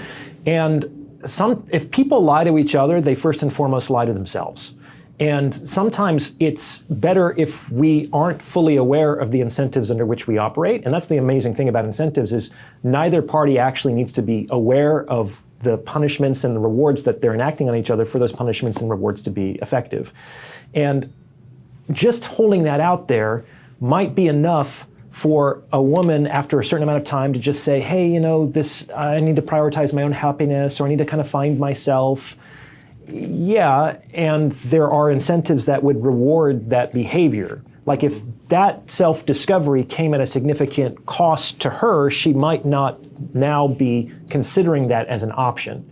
But if that's a subsidized period of self-exploration that happens after divorce, I think it's more likely that a woman might rationalize her decision in that way, even though the decision is in line with the obvious incentives. But an interesting question on the prenup front, because you said something that struck me, but it also struck me as sort of, I don't want to say naive, but it struck me as sort of like, wow, that would be bold, is the suggestion of, well, look, we're either going to get married, you're going to sign this and we're going to get married, or we're just going to continue in, this permutation that we have, which feels very honest to me. It's saying, look, the price of admission is this, and if you're not comfortable with that, then I'm not comfortable with what you're proposing in the concept of us being married. Now, I think there's an honesty to that, and I really admire the honesty of that, but that's with my heterosexual male brain. Like, I also think saying to your romantic partner who you're married to and you have children with,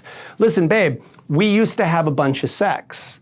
Like, I like having sex 4 times a week. We used to have sex 4 times a week. Now we have sex once a month. So I'm okay with you delegating that responsibility to have sex with me 4 times a week to someone else, if you're okay with it. But you don't get to say, I'm not having sex with you, but don't have sex with anybody else. Like, that feels to me very dishonest. It's very dishonest. So if there is, like, what is it about that kind of honest communication that is such a stigma? It's so problematic to just say that. Oh, there's so many reasons for that. So first of all, the number one objection to the prenup is, like, it doesn't feel like you love me. Like, It doesn't feel organic anymore. It doesn't. That's what's supposed to happen. It's like there's supposed to be a meet cute, and we just sort of bumped into each other, and everything just sort of happened, Sure. and I don't know why, and he kept insisting, and so why not?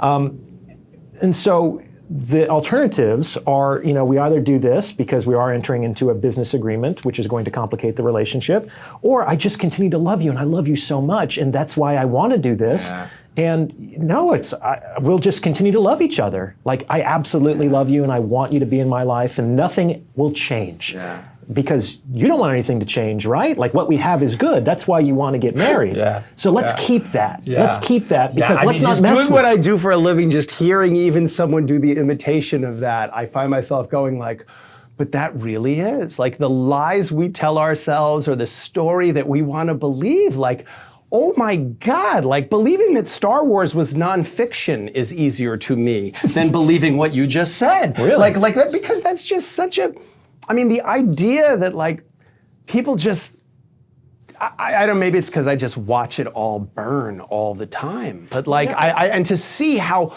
when intimacy is weaponized, like when you were brave enough to be completely yourself to me. Like, you cried at the aisle when you saw me and when I found my person. And the person goes, by the way, these are all the soft spots. Like, this is where it really hurts when someone hits me. And that person now turns around and goes, I know just where to hit you. I know just where to hit you. Like, it is the ugliest thing in the world. Oh, and yeah. it is so brutal. And it leaves people so broken. Like you have never, it's the old, why do cannibals not eat divorced women? Because they're bitter, and it's true, because there is a kind of person, quite often women, but there's men too, who is so wounded by divorce that they go so hard in the paint in the other direction that they are just like, oh, it is such a con. Like, I gotta say, of the millions of views, like, there's gotta be a few 100,000 guys that watched this and went like, oh yeah, like, it's such a con. This is the most culturally accepted con ever. Like, they're running around like Soylent Green is made of people. Like, how do you not see this? How do you not see what's going on? And I think a lot of them watched my first video here, and they went, this guy, and he knows, because he's right there with his nose in it. And I think there's something about that like, they're shouting it from the mountaintops, and I don't know how the power of like lust or passion or love is enough for, like, women to go like, don't listen, it's fine. Let's watch a different video. Let's watch a cat video. And the guy goes, okay, like, that's not gonna happen to us. Like, we're good. It's gonna be great. It's gonna work out, The voices of women and men who have been brutalized by divorce and by the divorce industrial complex, which I am a part of, is that anyone would go, oh yeah, we don't need a prenup, we're good. Like, we're good. We're in love. We met cute. We're doing the whole thing. It's great. Like, I don't know how you suspend disbelief like that. I just don't know. That's why I'm just going to keep reading and watching everything you do, because I just keep watching it and going like, I'm trying to understand the delusion. I'm trying to understand the delusion that everyone seems to have bought into, because I feel like I'm running around going, God, how do we not see this, gang? Like, can't we just call it for what it is? It is what it is. Can't we just call it that? It doesn't mean we don't value each other. It doesn't mean that we shouldn't have sex and fall in love and start families and all that stuff, but couldn't we just do it knowing what it is? Well, this might sound cynical, but probably part of it. More cynical than that? Yeah, I don't know. That's a lot. It's like there's something that I call functional ignorance. It's like I've worked in a number of offices during my internships. I never learned how to work the copier. Like, I didn't want to learn. I didn't want to be trained because I didn't want to be the only guy in the office who knew how to fucking work the copier. Because every time the copier got broken, I'd have to do it, right? So I would be like, I'm not really good with machines. Maybe I do it badly and be like, okay, Orion, you do something else. And I'm like, okay. So sometimes it's in people's. Like, Ryan's great, but he doesn't know how to use the fucking copier. I'm sorry, man. Yeah, I wish. So sometimes it works out best for people to not learn certain things, to not know certain things. Yeah. And if the core of relationships is this transaction of value, maybe it's better served some parties if it's a little bit obscured, because then we're not counting so closely. Yeah. It's actually possible to get more when we're not actually counting every penny under those circumstances. Yeah, it's also, it speaks to your value, to use your situation that you described. Like, well, we keep Orion around even though you can't use the copier. Because it says something about, listen, like if you're great at everything, then of course we keep you around. But if it's like, hey, we keep Orion around because he's so good at the other shit, he didn't even know how to use the copier. And we're like, we love this guy. Yeah. Because that's how much value he brings to the table. And there's a lot, I think, in relationships of that. Like I certainly know women who, if they're being honest, like what I talked about before about women that say like, oh yeah, he cheated, but I was kind of like, he was just whatever, he's just running around. They're like, listen, he's so great that he can afford to cheat. Like, it's sort of like, listen, I kind of was like, yeah, it would have been better if he was monogamous, but you know what? He's like so amazing that it's like, all right, like he's not monogamous and I kind of am just gonna deal with it because I still get to be the woman he comes home to. I still get to be his partner. I still get to have all the things that come with being with him. And would I like it better if he was monogamous? Sure, he might like it better if I was a bigger cup size. But you know what? Like, we both are pretty happy with what we got. We both are like, my cup is running over, I'm happy. So and that speaks to where most women actually enter into relationships. And this is a bit provocative, but I think that most women would rather occasionally share a Porsche than have total ownership over a Honda. Yeah. And so, but in a performative social media world, that's openly antagonistic to that truth, isn't it? Of course, you have to pretend that that's not actually happening, right? Right. And so is that in part why we're in such rocky water right now? Is this because that reality, that a woman would rather have a partial ownership interest in a Porsche than a full ownership of a beat-up Honda. But you gotta show everybody what you're driving. And you gotta try to create the impression that you're so great that this is your Porsche and nobody else is allowed to drive it. Yeah.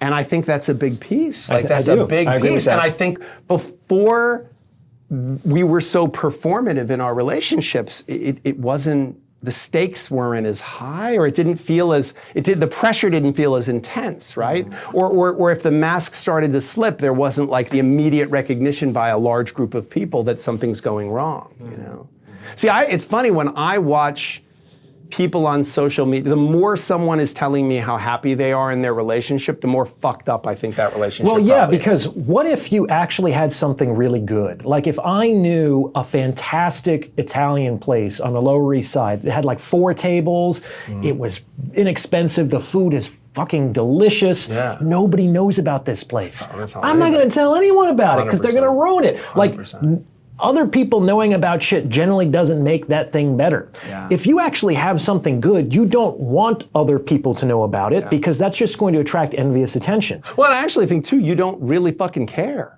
Like, I think if you're actually happy, you're just out being happy. That's right. Like, you're just happy. Like, I have to tell you, like, I don't look at people's professional lives and go like, oh, that guy's got the best gig. Because I got a great gig. I love my gig. So I don't really worry. Like, I don't look at someone's car and go, I wish I had that car. If I wanted that car, I'd buy that car. Like, I don't need that car. I don't want that car. It's fine. Like, it's great. Listen, I mean, good for you. I'm so, like, everybody go be happy. If you're happy, you want everybody to be happy. But if you're not happy, it's pretty painful to watch other people be happy or appear to be happy. I think it's a cycle because people start out and they're looking on Instagram, they're looking on social media, and we have a peephole into the top 0.1% of humanity, and it's like these fabulous vacations and houses and beautiful women. And we're watching their greatest hits. And they think, man, if I had those things, then I will be happy, right? And so then it becomes, well, how much is about having those things as opposed to being the person that other people envy, which is a really strange thing. Like, I think for the first time in human history, people are actively cultivating envy. 100%. Like, why would anybody want to cultivate one of the 7 deadly sins within other people? I mean, in or Eastern themselves. Europe, they have those hands to ward off the evil eye. It's I'm Ukrainian ethnically, and I saw my grandmother smile in public like once. Because in Ukraine, if you're smiling, like, why the fuck do you have anything to smile about? I'm miserable. You should be miserable too. Do you have something that you shouldn't have?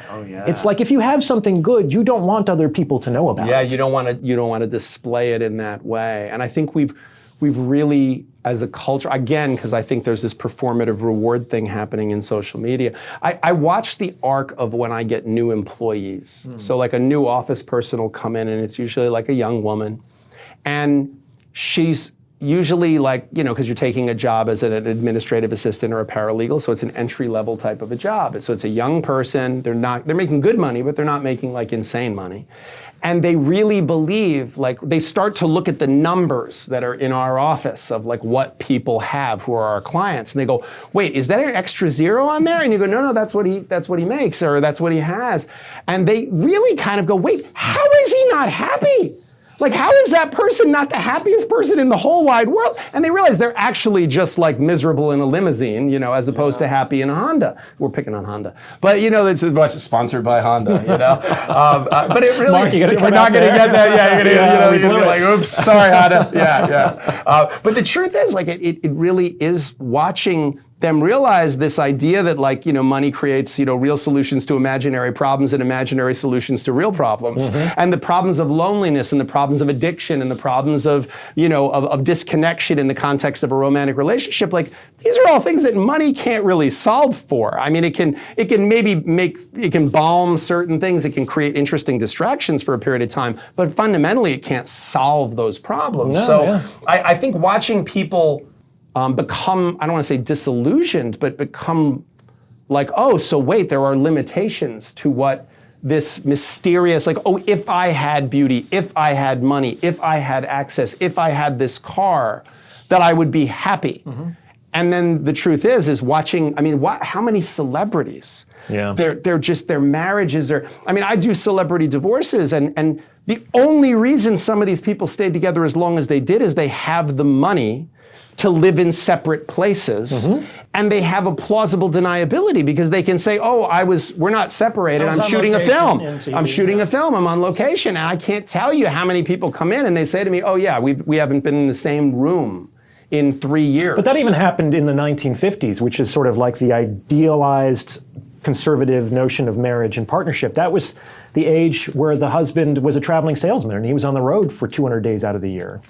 And I think you had that great line on your first interview that people signed up for better or for worse, but not for lunch. But not for lunch, It's like having an office has saved more marriages than probably any other single intervention in the history of that institution. 100%. Like, Put you yourself have to have some somewhere. place to go. Well, my mother used to say to me when I was young, she said, you have to have somewhere to go, something to do, and someone to love. And the someone to love, she even said, like, it doesn't even have to be a romantic partner, but you have to have somewhere to go, something to do, and something to love, something to feel passionate about, something to feel excited about, something that loves you when you love it, whether it's a pet, whether it's a whatever, whether it's friendship. And I think if you're missing any of those three things, there's a hole in a person, and then you start trying to shove it down with, fill it with other things. So I don't know. I don't think either of us is ever going to be out of work anytime soon. I think we're both, because I don't think anybody is getting better at this. I think this is getting more challenging because the stakes feel higher, and the performative nature of social media now has made it very, very hard for people to Like there are really not like, people used to have certain lives of quiet desperation, but now it's like more depressing than ever insofar as it's quiet desperation while putting on this huge happy face all the time for the camera. And I think that, New York, I used to say that New York has a unique loneliness to it. It's the most lonely place because you're so surrounded by people and no one is interacting with each other or talking to each other, and you could fall down and people would just walk right over you. Yeah. Whereas like if you're in a small town, like and there's so much less population density, and yet you feel like you're there. You feel like you're not alone. You feel like you're present. So I remember the first time I was in like, California or Vermont, and I went to like a store, and the girl behind the counter is like, how you doing? And I'm like, good, how you doing? And she's like, well, my cat's been sick. And I'm like, wait, what?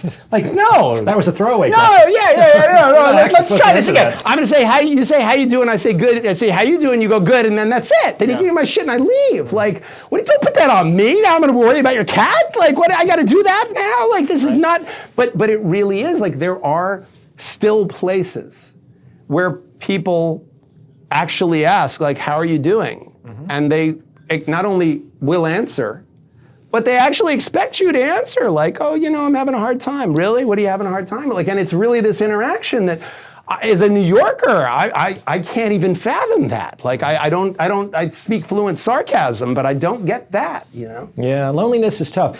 That's why I thought New York was the loneliest place I ever lived. There's people everywhere, but you're not making connection. The loneliest I ever was in a relationship with a woman that I didn't feel seen by. Well, that's what I was going to say, is the marriage has a loneliness to it. A bad marriage has a loneliness to it. And I think that's interesting because we talk a lot right now about the loneliness epidemic that's uniquely affecting men. And I think the stereotype image that a lot of people have in their imagination about this lonely guy is he's divorced, he's friendless, he's drinking himself into a stupor on his couch. Some of these men are married to women who don't see them. 100%. They've devoted their life to work and the family, so they have no friends. Maybe they get together with the buddies once a year. Yeah. It's like a productive man is in many ways a lonely man. If he's just, I know some guys, they get up, they work for 10 hours to provide money, and then they go home and do childcare, and it's... Right, and they feel valueless in it. Because I talked about in my first interview, I talked about the fact that, I had a client who had 3 or 4 young, beautiful women who he was just paying for things of theirs. And I said to him, like that was the explicit arrangement, or he thought? Yeah, like he met them on like a, whatever dating like site. A seeking arrangement? It was that kind of a site, but he was not sleeping with any of them. He wasn't doing anything with them. And I said to him, I'm like, you really weren't sleeping with any of these women. Like you were just like helping. And he said, I would tell you, Jim, it's attorney-client privilege. I can tell you, I was not sleeping with him. And I said, what was the appeal? And he said, I felt like their hero. He's like, they were so happy. He's like, I made them so. He goes, my wife is just never happy with me. Like everything I do, I did it wrong. Everything I do, I could have done something. Like if I'm at work, I should have been at home. If I'm at home, why aren't you at work? Like I can't get it right. If I try to help by doing the dishes, I did the dishes wrong. Yeah. And if I don't help with the dishes, well, isn't it nice? I got to do the dishes again. Like he's like, I can't win. And meanwhile, these girls were like, oh my God, you're going to take away, like, I don't know how I'm going to pay my car payment this month. And you just made that go away like a magician? Like a superhero? You just did that and it's gone and I don't have this problem. It was keeping me up nights, my stomach hurt, and you made it go away like that? You're a superhero. And the guy was like, dude, I would pay anything for that. It was incredible, it was intoxicating. And the minute he said that, I went, oh, I totally get it. I totally get it. Like I totally get the idea of just how wonderful it feels as a man to be a hero. To be someone who solved the problem, a man of will. To be appreciated. Like and just by my will. Like I took the world and I made it into this thing, and now what I did with that is I fed you. Like I didn't do it so I could eat it. I did it so you could eat it. Well, if you want to do that, you can't surrender your will. You can't surrender your will to a woman or to a relationship. You have to retain that and to maintain your power. But how does you do that? And enter into a contract still with the state that says, my promises are legally enforceable and yours aren't. See, that's the problem. The problem is, if we're saying the quiet part out loud, I'm going to take care of you financially, I'm going to take care of our children financially. I am going to make sure that you have shelter and an abundance of resources. You're going to be kind to me. You're going to love me. You're going to let me be vulnerable with you. You're going to emotionally support me. You're going to have sex with me. You're going to make me feel smart and handsome and special. Every single one of the promises on that end of the contract is unenforceable by the state. Every single one of my promises is enforceable by the state. That's called an adhesion contract. That's a contract where one side, it's completely one-sided. And yet, this is the fundamental building block of our Western society. Well, it's interesting because we use the same word for radically different concepts. There's the legal institution of marriage, which is that contract. And then you might even say there's the spiritual dimension, or certainly the emotional dimension. In the traditional Catholic ceremony, the vows between the man and the woman are very close to what you just said. They're not the same. There's this penchant for egalitarianism in modern ceremonies where the man and the woman just say the same words with maybe the pronouns or the names different, but it's the same commitment to each other. But in the traditional marriage, they're not the same. It's on the woman's part, it's love, honor, and obey. And it's on the man's part, it's to provide and forgo all others. And so the commitment on the spiritual dimension. I think one side of that would be okay still. I think one side, in modern society, if a woman showed her vows on Instagram and she said love, honor, and obey, she'd get pilloried in the comments. Love, okay, honor, maybe, obey, absolutely not. But if a man, those vows were still, I think that most people would be cool with it. I think most people, most women would be like, good one, yes. So that's it. I think that really speaks to a fundamental, I mean, I can call it job security, but fundamental problem in this equation of love and marriage. Well, that's also, I think, part of the issue is, if you look at history, the most terrible abuses have always come from people who, for whatever reason, couldn't be removed from their position for negligence, tyranny, or abuse. And I don't mean marriage is a dictatorship. At best, it's a benevolent dictatorship. Well, it's like in what other job do you have that kind of total job security? Totally. As I say in the book, this is a lifetime appointment. It's not even for the entire career; it's for your entire life. This is Pope. Yeah, it's Supreme Court. This is Supreme Court Justice. Yeah, Supreme Court Justice. Yeah, it's 100%. Whereas, again, Gandhi is the one who said that the perfect society would be an ordered anarchy. You know, people just do the right thing because it's the right thing to do. People just have order because order is right and order feels good. Yeah, that's a little romantic, I think. Well, it's 100% romantic. Yeah, but I think that people will do the right thing. I just got accused of being romantic by Orion. I just want to say that. Well, Gandhi, anyway, there's a clip right there, you know? Yeah, Gandhi. We were born on the same day, October 2nd, Gandhi and I. Yeah, I'm October 1st. Look at that. Gandhi, me, and Sting, and now I'll remember your birthday. That's good. That's good. Libras. There's a water feed behind you. Oh, okay. I have a feeling we could be here for several hours if left for a day. I mean, the truth is, I've thought a lot about all of the things Orion says that resonate with me. And the truth is, I really have said to everyone, including the woman in my life, I've said to her, you got to watch Orion's stuff. And I was really watching her watch it. I have a lot of women fans. I don't doubt it. And I have to tell you, I was expecting more of a because I get a lot of hey, you want to watch this Shane Gillis, or you want to watch this, and it's I'm not watching that. It's just not. It doesn't resonate. It doesn't connect. Well, I would think a woman would want to watch Orion's stuff just to get an insight into maybe how men operate. 100%. It's the same reason why I'll read. I want to read Cosmo. I want to read what's the opposition research. I want to read that if women stuff. want to figure out men, there's no better place than Orion. There's no better place than that. Yeah, that's the place to look. But I didn't. What's interesting to me is men and women have found your stuff equal, particularly your interviews, but even Tycax, the short talks. I think I've had men and women say to me, yeah, this guy gets it.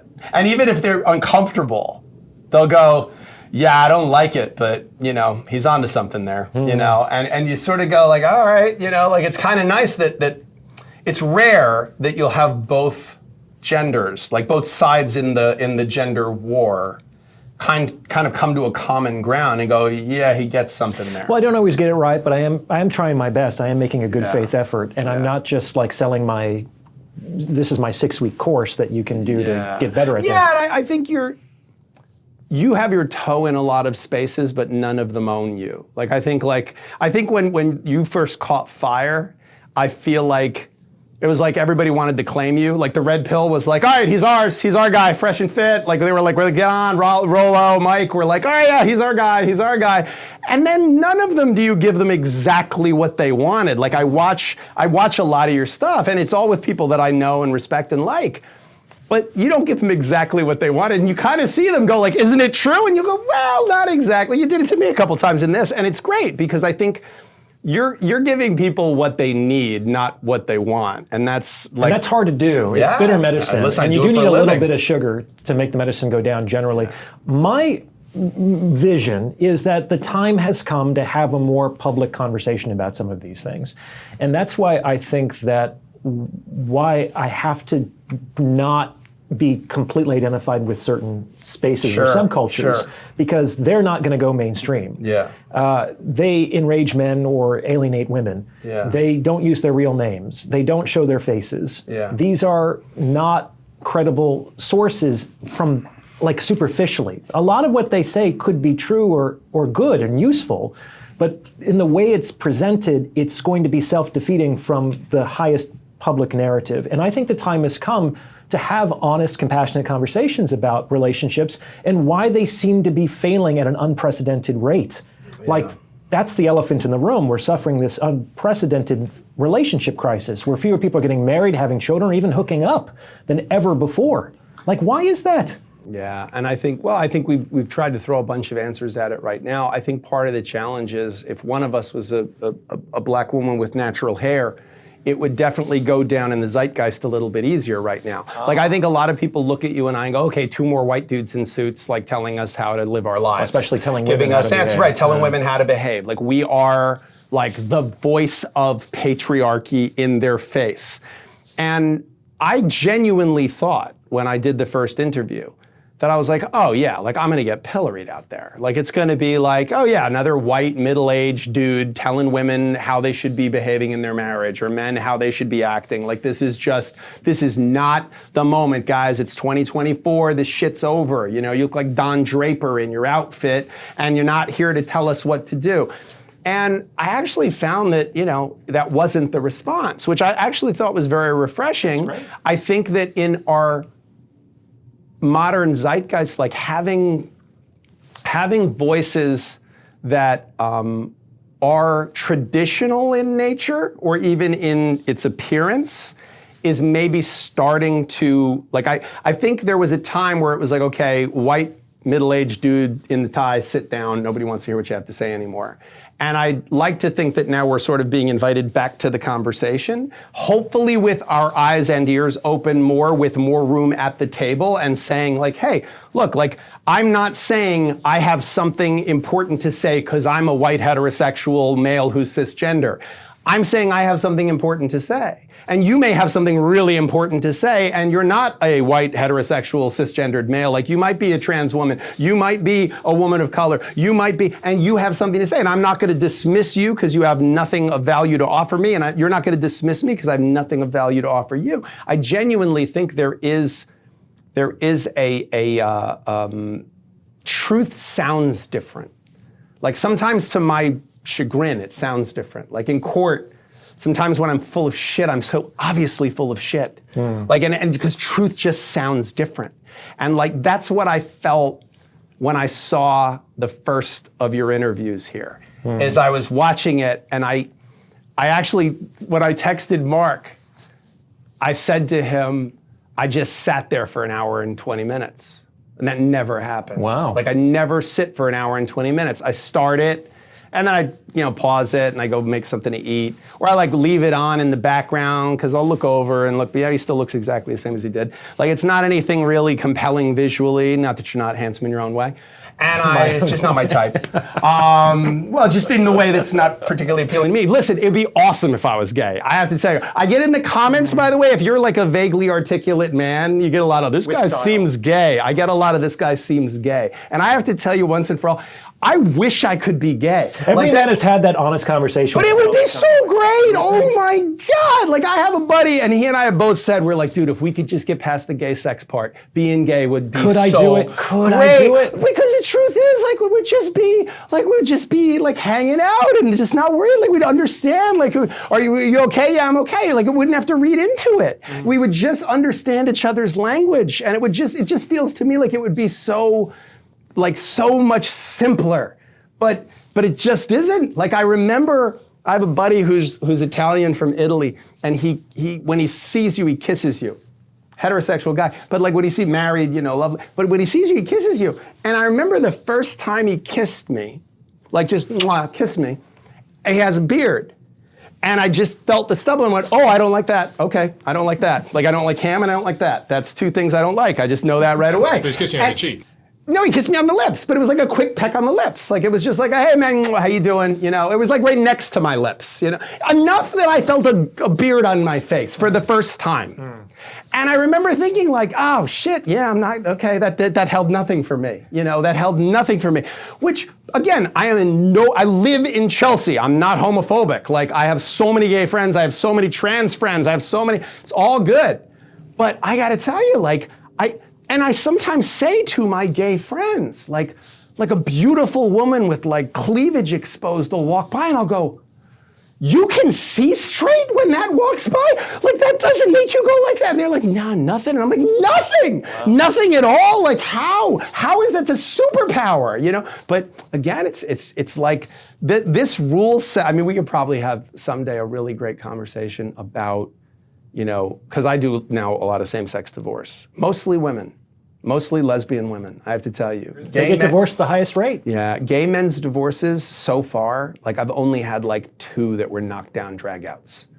And one of them had like serious methamphetamine issues in it, which is what made it so ugly. But yeah, lesbian divorces. Whoa. I don't think there's a statistically significant difference, but lesbians divorce at a higher rate than even straight couples, and then gay relationships are yeah, and the DV rate is actually intimate partner abuse, domestic violence rate in lesbian couples is actually higher than it is in heterosexual couples in terms of its comparative. Obviously, there's way more intimate partner abuse and domestic violence in heterosexual, heteronormative marriages and relationships because there's a larger, they're not the minority, they're the majority. So, but yeah, there's a lot there that I think we can probably unpack about men and women, as unpopular as it may be to see any of that in a binary way. Well, that's really interesting. I've been thinking about that topic for a while, and it made me think about this time where I went into the wilderness in Alaska when I was like 25 with my best friend, and we went backpacking in Denali. A national park the size of Connecticut and Rhode Island combined, there was like 8 people out there. Who knew that Orion was so textured? Do you know what I mean? Like you did not know this about It was very impressive. Yeah. Anyway, before they let you go out there, they sit you down for a mandatory bear safety course because they're not going to just throw you out into the wild and expect that you're going to know what to do. The instinct when you're confronted with an aggressive bear is probably to run, which is the absolute worst thing that you can do. So as scared as you might be, and I actually got probably this close to a grizzly, where Mark is sitting, where the camera is. It's pretty close. And my heart was racing. Yeah. And you just have to stand your ground. And that is maybe not emotionally intuitive in that moment. And so it's not like when bears eat people, we blame the people. We think it's a tragedy, right? But maybe they did something in their ignorance that they shouldn't have done that triggered the bear. I think that Orion and I are now going to design the bear safety course that people have to complete before marrying. This could be our call. Yeah. Our calling could be that we're going to create the marriage bear safety course. I just have this image of us like creating a concept together of like, okay, so here's the bear safety course for marriage. Like I'm doing logistics, I'm doing like here's financially what's gonna happen, here's what you need to do in terms of property, and he's gonna be like, and here's how you communicate, and here's how this works. Like that's what I meant before when I said like the hardware and the software. Well, there's one intervention that would be really helpful to really significantly reduce DV rates. Where does most DV happen in the house? Do you know? Like what room? I think the kitchen. I hear it most often in the kitchen or in the bedroom. According to what my research, bathroom? It was the hallway. Hallway, interesting. Because often what happens is the fight is escalating. somebody feels, often the man, that he's losing control and actually wants to leave the situation. And the woman bars his way. And that kind of triggers this I'm a trapped animal instinct inside of him, and he does something regrettable. It's interesting. So one of the things, if we're going to do the bear safety course, is if you're a man or a woman, never stop somebody from leaving. Well, if somebody wants to leave, don't fucking stand in their way. Just let them go. Let them cool off. These are all this is I say to clients all the time, you have the right to end a conversation. You have the right to say, I'm not going to speak to you anymore. A person does not have the right to say, no, we're going to talk about this right now. But that does happen. The law, it happens constantly. You're absolutely correct and that's why I said the kitchen, because I'm constantly listening to audio of these things, because everyone has a phone now, so everyone's recording. And I want video of it because there's Ring cameras everywhere, and it's usually the living room kitchen combination, because that got very popular as a singular great room some time ago, especially in New York City apartments. So there's a tremendous amount of video I have to watch of actual intimate partner abuse and domestic violence. Yeah, that's rough. And when you watch it, listen, this is what I do for a living, is I look at it and go, okay, what piece of this is the most persuasive? And the reality is, in these cases, is people very often, they force the conversation. And there are so many places they could have just de-escalated. But they want to be right. They want to be heard. And there's something about the idea that no, I gotta be heard right now. And I say to them, what in your head was gonna happen? Did you think that if you got loud enough and you got crazy enough that she would go, you're absolutely right. I hadn't looked at it I hadn't looked at it as logically as you're presenting it, and you're absolutely correct. I overreacted, and now I realize I should stand down on this point. You are correct. It would never happen. It would never ever. So what were you thinking was going to happen? It's not the equivalent of running from the bear. It's the equivalent of walking up to the bear and smacking it a few times in the face and going what? I thought it would go oh yeah, no, cool, you're friendly. You smacked me in the face a few times. We're buds. I wonder if that happens at zoos. Sometimes when people feel a little too safe, they actually 100%. will put themselves in danger. Well, I think that's what it is that you're in your kitchen. I'm in my hallway. Nothing's going to hurt me in my hallway. This is my castle. This is my home. No one's going to hurt me here. And meanwhile, it's oh no, you will be arrested for shit you did in your house. You will be held accountable for shit you did in your kitchen. Well, there's also the deception of anger, which is the illusion of urgency, that this problem has to be solved right away, or there's going to be dire consequences, which is very rarely the case. And it's if so the house is real, on fire, though. you have to take action right now. What makes that so real? What is the psychological phenomenon of that? Why? Because I have to tell you that you're hitting on something that I constantly find myself saying to clients, what did it matter right then? That's what anger why tells didn't you write, well, she didn't give me the kid's backpack, so I had to break into the back of her car. I'm or you could have just gone home. You could have just gone home and then called her or sent her a message on our family wizard and said, hey, by the way, I really need the backpacks, and if you don't give them to me, shame on you, because the kids won't have their stuff. You did not have to break the window of the car. That was the exact insane thing to do. But at that moment, what is it about that heightened tension of the moment? The reason is out the window? Is it the adrenaline response? Well, you have to understand that emotions aren't just this feeling in your chest. It's a whole body, whole person experience. It shuffles around your attention, your memory, your perception. Sometimes you get laser focus. Within that emotion, there are always going to be certain behavioral impulses, and the stronger the emotion, the more irresistible those impulses become. So what does that chapter of the Marriage Bear Safety course look like? Well, what do I do? Give me better. Practical, measurable. But I'm in it now. We're in it. We just got into the fight. We're into the situation. What's the Bear Safety course? Is it just how do I re-regulate myself? How do I know how to do it, which is just have significant attachment issues and never be in that situation. No one's allowed in my kitchen. That's fine. So that's how I never fight with anyone in my kitchen. No one's allowed in my fucking kitchen. I guess that could work. Yeah. I think that first and foremost, you have to have that rule that anybody can walk away at any time and take a time out and for any reason, and no one will stop you and try to force the issue. Because when somebody is feeling escalated and triggered, nothing good is going to happen from that place. Everything that you say and do is going to be colored with that emotion, which is going to create this feedback. We have to have a relationship safe word.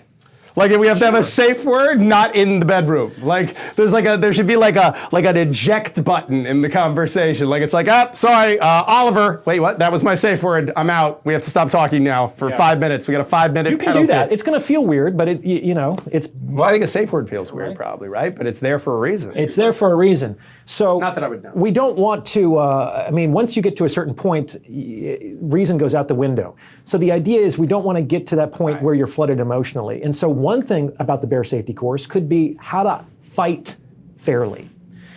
And because men and women in relationships are subject to arguing, but there's, even in boxing, even in MMA, like there are rules, there are things you just don't do. But I said it in my first interview that we learn how to fight while we're in a fight. Well, that's why. And that's the problem. I learned about how to deal with a bear before I went out into the wilderness. Right. Well, because you don't want to. The bear's there, and you're trying to Google it on your phone. Like it makes sense. But this is what I mean. I really do think the Marriage Bear Safety course. I'm telling you, we have to come up. By the way, we can't. We have to change the name because the name is great. I live in Chelsea, and there's a lot of married bears, and they would be like, finally, someone that speaks to us. You know what I mean? And then when they saw it wasn't for bearded men, they would be like, all right, this was false advertising. But yeah, I don't know, man. I mean, I feel like I've talked so much in conservative spaces. Like I sat down with Matt Walsh, and I thought we were going to disagree on a whole bunch of things, and we didn't disagree on that much actually, which was surprising. And one of the things that we, I think, very much agreed on was that barriers to entry in marriage might be better than thinking barriers to exit work. Like we've had no-fault divorce, we've had fault-based divorce. They're both fraught with their own problems, but we've never had, like we have with a handgun, like a 10-day waiting period. We've never really had like you have to take the Bear Safety course, or you have to read your book, or you have to spend an hour with me. Or you have to, like in the Catholic Church, we have pre-cana, where you sit down with married couples that are happy allegedly, and they say, whenever I say allegedly, people laugh. I'm just so used to it. But the truth is, like, you sit down with this person, and they're supposed to be telling you something about, no, we're in it, and here's how we do it, and here's the challenges of it. And I think, having them sit down with someone who's been in a terrible marriage, and who's got divorced, I think would be really helpful if it was the right kind of person, not just like the jaded, don't do this, you're crazy person, but like a person who said straight stuff in high school. Well, but that's exactly it. It's like the marriage equivalent of scared straight. Yeah. Like where you sit down and go, listen, man, don't set this standard that's not going to be able to. Like this is off topic a little bit, but I have 2 sons, and they're both adults, and one of them is he's in his early 20s. And he and I had like a disconnect between the two of us. We'd gotten in a fight about something, and it sort of, built for a while. And one day, we were talking to each other, trying to sort it out. And he said to me, Dad, like, I just feel like you're not as supportive, and you weren't there for certain things, And I said, Bill, like, what are you talking about, man? I was there for everything that mattered. Like, I was there for every sport thing and every recital and I thought I was there. I really wanted to be there. Like, I know how much I love you. Like, and I hope you can feel my love, and that I love you. And he said, yeah, but it's just like you were there, but like you weren't always. And I said, do me a favor, like, are you comparing me to an actual father? Or like an imagined father? Or to your mother. Because, but also to an imagined father. Because your imaginary perfect father, like if we're going to talk about that guy, then I'll talk to you about my imaginary perfect son. Oh. And that's not really fair, because you're you and I'm me, and I'm doing my best and you're doing your best, and we should talk to each other about how we could do better. But I said to him, listen, I love you enough to tell you that, like, if you start comparing people in your life to your imagined ideal, you are never going to have a satisfying romantic relationship. Because I got to tell you, like, I've yet to meet a woman who was as good as my imagined perfect woman, who always knows what to say and always knows what to do and always knows exactly what I want in any particular moment without me even saying it. Like, compare me to real people. Compare me to a real father other people's fathers. Compare me to real people. Mm-hmm. And I feel like that is something that in marriage, we're comparing our relationships Like when you were talking before about, oh, well, we have a meet cute and then we this, like, that's a movie. Yeah. That's a movie. That's not like, how many of those in real life do you know? There aren't many, and to the extent they are, it's because they like told the story in a way that made it fit into that mold. Yeah. You know, so I guess some of this is about helping people understand and navigate reality. Well, I think also it's that men and women, mothers and fathers, often show their love and support and their kindness differently. Yeah, and you've talked about this, and it resonates a lot. I had the with same me. kind of thing when I was around your younger son's age, where I had a conversation with my dad, who was also there for a lot of the important stuff too, but he was also working 12 hours a day. That's me. And I was spending more time with my mother, who would often talk about how much my father was working as if it was a bad thing. But it was because of his efforts and his sacrifices that me and my sister and my mother had a pretty decent life. I need him to talk to my younger son. I just want to make that clear, Bill. Right? But there's this idea that like I was actually there to spend time with you, and that's more valuable than sacrificing. Well, part of the reason I was at the office for 12 hours is how much I want you to feel safe and how much I want you to have abundance and not be afraid and struggle the way I did when I was your age. And I think a man realizes that about his own father as he goes into adulthood, and he understands that when he starts to pay and when he starts to provide and he starts to support, that's his way of showing love. Oh shit, you made this look easy. Like, wow, like that's what hard. Dad This was was doing. hard, you know, this is hard. And like oh wow, okay, you made it hard. And by the way, there's a different gendered equivalent to that. Because I remember once calling my mother when my now older son, when he was a baby. And I'd like walked into I heard him in the crib or whatever, and I walk in and he had just gone in his diaper and was just painting the walls. And I was like, are you kidding me? And I had to like, clean him up and all these things. And I talked to my mom the next day and I said, how do you take anything I say seriously?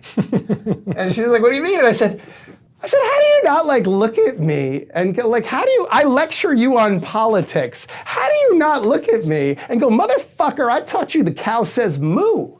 Like if I had told you the cow says oink, it would have been a good 8-9 years before anybody corrected you. Like are you really gonna do this? And I really felt this sense of like, oh, like, yeah, you allowed me to like be like feel smart when you knew I was an idiot. You allowed me to lecture you when you knew you know more about that shit than me. That's more important than anything. Yeah, and there's a tremendous gift to that. And so it was like my mom and my dad, both, my mom was a stay-at-home mom, my dad was a businessman.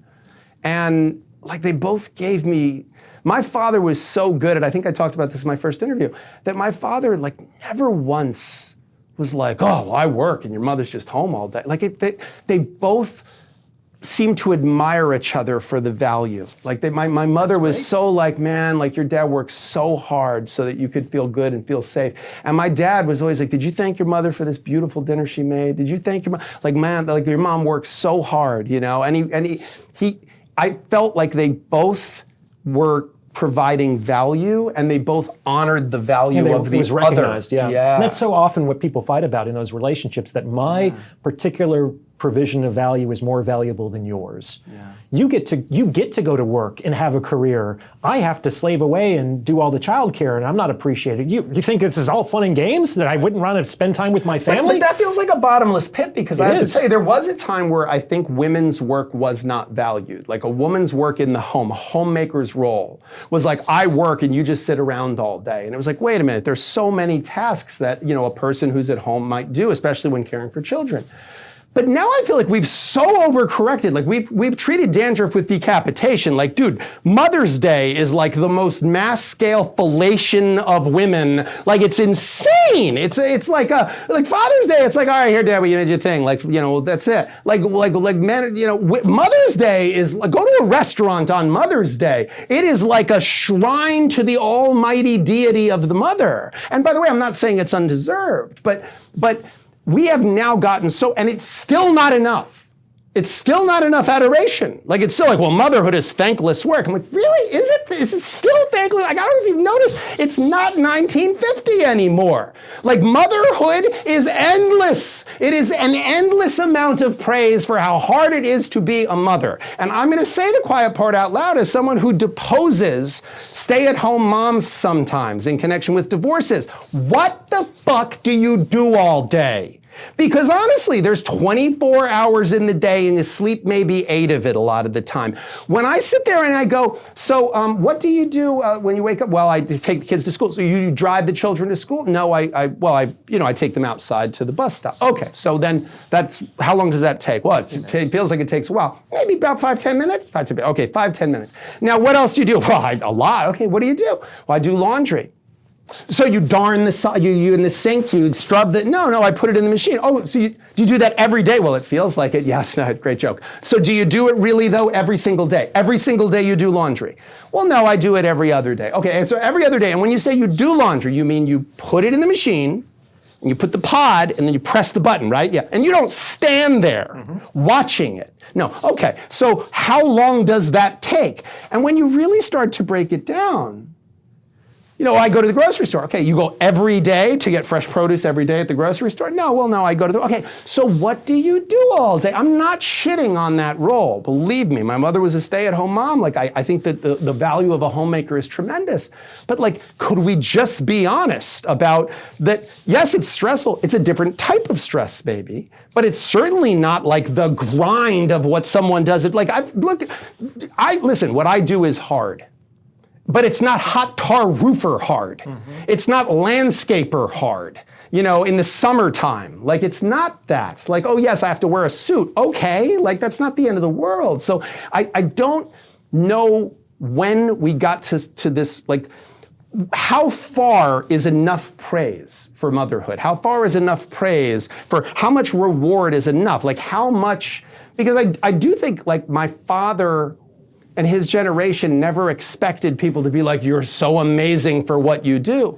But I think now we've got this culture that's very into mothers are not appreciated. And it's, I don't know, do you think that's still true, that mothers are not appreciated? No, but I also don't think that it's very popular to even be a mother these days. And that's kind of what we're seeing in this generation. It's not something that is seen as a desirable lifestyle for a young woman. That's why. Why is that, do you think? I mean, it's certainly not the drudgery of the work of it. Is it that it's not as illustrious? Is it that one has to subjugate yourself to another a little bit? It feels that way sometimes, and certainly in the popular imagination. And so because I don't think the remedy then is to just praise motherhood. I don't think there'd ever be enough praise for it to be that. I don't know is there a remedy? But I've talked to a lot of young women, and the complaints that I hear are not that I'm doing the laundry, are not that I'm buying the groceries and cooking dinner and my partner doesn't appreciate me that much. Most of these women wouldn't be caught dead doing a man's laundry. Right. To them, there's that particular chore, for whatever reason, in their popular imagination, it's the Handmaid's Tale. And even though they're just putting the laundry in and it's like the female equivalent of being a simp.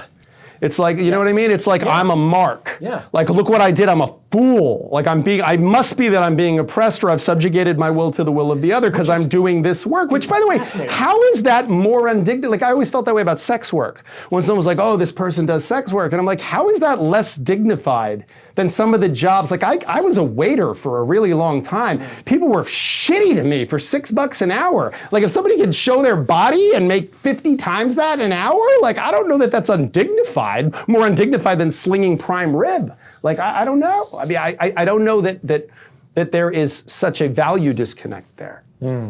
It does create opportunities in the contemporary sexual marketplace, though, because that is an easy way for a woman to provide an exceptional service or value to a man. If I want the girl that I'm dating to go to her friends and say something that's going to cause them to go damn, he did that? Yeah. Whoa. What would I have to do? I'd have to take her to the Seychelles. Yeah. I'd have to get one of those, Maldives. There'd have to be the bungalows over red the bottom thing, shoes wouldn't do that. And there'd have to be the rose petals strewn all over the field, and we'd have to hire a photographer, and they'd be like, there'd have to be a documentation of it. Yeah. But let me tell you, if a woman did a man's laundry without asking, and I was hanging out with my friends and I said, hey, my girl does my laundry, they're going to go, well, it's like the Eminem lyric. Listen, there's no, they made it all up. There's no such thing like a female with good looks who cooks and cleans. Like, I think you're absolutely right. Like, there's this idea that's being put out there now in this moment, of like the high value woman in the red pill space. And the high value woman, though, in the red pill space is a woman who is beautiful, cooks, cleans, is a supportive other.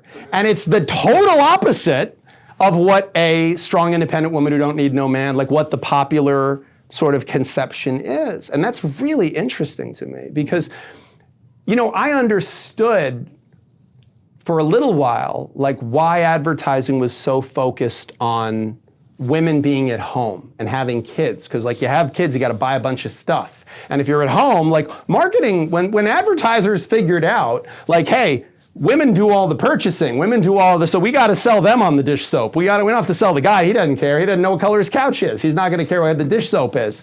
But she's going to care about the dish soap. Oh, this gives me dishpan hands, I don't like this one. Or, oh, this one is really, smells nice. Like she's going to think about that stuff. And by the way, most men, if we're being honest, will say, one of the best things about being in a relationship is like, I have not had to buy shampoo in ages. Because somebody else buys shampoo and it always is the right one that smells good, like, and it's great. So I get that, but I also get that at some point, I feel like consumer late capitalism went, you know, we got to get these women out of this house and we got to get them into the trenches here. And we got to convince them work is not wage slavery. We've got to convince them that this is the highest you could be. The greatest thing you could be is a cog in the machinery. And that this other thing, this like having kids and taking care of them, but that's the worst. That's the Handmaid's Tale. And I don't know what, does it just swing back the other way now? What happens? I don't know. Because I hear more female voices now saying in like the hushed tones of a revolutionary, you know, saying, I kind of want to stay home. Like I kind of want to, like I actually don't mind that. This dynamic doesn't, I hear a lot of men going, yeah, I kind of love that. Like, I kind of love that. Like, I'll go out and I'll kill the thing and bring it home, and then you can skin it, and we'll eat, all of us. I think a lot of women feel like that attitude is a betrayal of womankind. I know many women that I've done consultations with who, on some level, they feel like they're carrying the banner for all womanhood in their homes, in their bedrooms, and they're fighting a political or ideological battle in their private relationships. But see, that's the danger, because we convinced women that men were their enemies. And I think that very rarely in a society where men are flailing are women thriving. Like, that doesn't happen. That makes sense to me. It just doesn't happen. And I think there is a sense that, you know, if we could help each other more, if we didn't see this as a zero-sum game, if we saw this as like, hey, we can lean into. See, I was always of the mind that feminism at its core was about the idea that women could be anything they wanted to be. Like my mother was a very, very intelligent woman, great at math, great at science. And she went to, you know, she grew up in the, 50s, and she was a great math and science student. They said, great, you can be a nurse or a teacher. And she said, well, I want to be a doctor. And they were like, right, you could be a nurse or a teacher, and then you're going to get married, and then you'll stay home with the kids. She was like, right, but I get the best math scores out of everybody in this class. Like, and they were like, that's nice, and you'll be a really good nurse or a teacher someday because of it. And so for her, there was this sense always that like, hey, like this is so unfair. And I get it, it's so unfair. But to then say like, you have to be this other thing. You have to be a doctor. You have to have value. You have to be a doctor. I think there are a lot of women who are now saying like, yeah, I don't know. Like, I haven't met a lot of happy doctors, men or women. I haven't met a single medical doctor who would go back and do it again.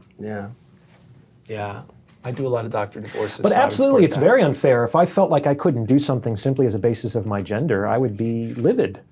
Yeah, but I think that is real now. I think that a lot of women now are told very clearly that they can be anything they want to be except a stay-at-home mom. Well, they also believe that they have a lot of time, and that also gets away from them. Sure. And it's only generally when they can kind of see the end of their biological windows that they begin to say, okay, maybe I do need to prioritize getting married and having a family at 37. And then they're kind of behind the 8 ball. And they don't really understand why, because they think that all things being equal, I am a very successful, high-value woman. And any guy would be fortunate to have me, because look at all of the things that I've accomplished. Look at how capable and bright and successful I am. But that's generally not what men select for, or at least not what they prioritize. This idea, too, of what you just said about women feeling like they would be betraying womankind and being sort of conditioned that it's like if you were to say out loud, hey, I want to stay home and I want to be I want to be a trad wife, you know, that you'd be betraying womankind is such an interesting thought to me, because I have always felt, and maybe I'm mistaken, but like women have a tremendous amount of power in the dynamic of men and women. It's what we talked about earlier. And I sort of think to myself, like the example that always pops into my head is, you know, a lot of women complain about shaving their legs. You know, in Western culture, you know, women shave their legs. And I feel like if every single woman all at once said, we're not shaving our fucking legs anymore, we're just not doing it, do you really think men would be like, well, then we're not having sex with you? Like, there's no way. Guys would be like, all right, that's the new normal, I guess. Like, that's the new, they're gonna have hairy legs. Like, what are we gonna do? Like, we're not gonna, but there'd be one bitch. There'd be one who was like, wait, what? None of them are shaving their legs? Have you seen, God, mine are just so smooth. I just shave them because I like to. I don't know, maybe I'm like that, but I just like to shave my legs. I know these other women don't do it, but I love to do it. And they're the one, but somehow that's the fault of the patriarchy. That part I don't get. Like, that's the part I don't get. Because we would take whatever you're serving at this restaurant, we're gonna eat it. Trust me, we'll get hungry and we'll eat whatever you're serving at the restaurant. We'd adjust in a week. Right, well, but like if every... What did you say, Mark? We'd adjust in a week. We'd adjust in a week. We'd be like, hairy legs, okay, cool, hairy legs, no problem, you know? And, but there would be one woman who knows, okay, I've got leverage now. How is that men's fault? How is that the patriarchy? But that's what I'm saying, is that it's not value neutral, and these things are actually opportunities for cunning and strategic women. It's like if nobody shaves their legs, if you're the woman who does, you're going to be able to attract attention and cater to maybe even a cultivated or socially constructed desire, but a desire nonetheless. Look at Orion, if part of the problem. If no woman is doing laundry, like, it's the easiest way to differentiate yourself. And it takes, what, 5 minutes of combined effort to do that? It's like, just if you're doing it strategically, the value that you get out of that hour of time, because that man, I guarantee he's gonna brag about that to his friends. All of his friends are gonna think, dude, you found a real one, man. Yeah. That's totally. don't fuck this up, man. Yeah, dude. God, like, it's priceless PR. Yeah. If you just want to be cynical and think about it that way, it's like the value that you get out of doing what other people don't, because that's the cost of winning. That's the cost of getting what you want, is being able to do things that the other people either won't or can't. Yeah. And that's how you get what you want, because the world is competitive and the universe lives closed. The default answer to everything is no. If you want that woman, guess what? There's probably hundreds of other guys who do too. Like, how can you give more than any other of her possible options? That's the nature of the economy of it. I mean, and that's where we come to where we began, which is, you know, this is an economy.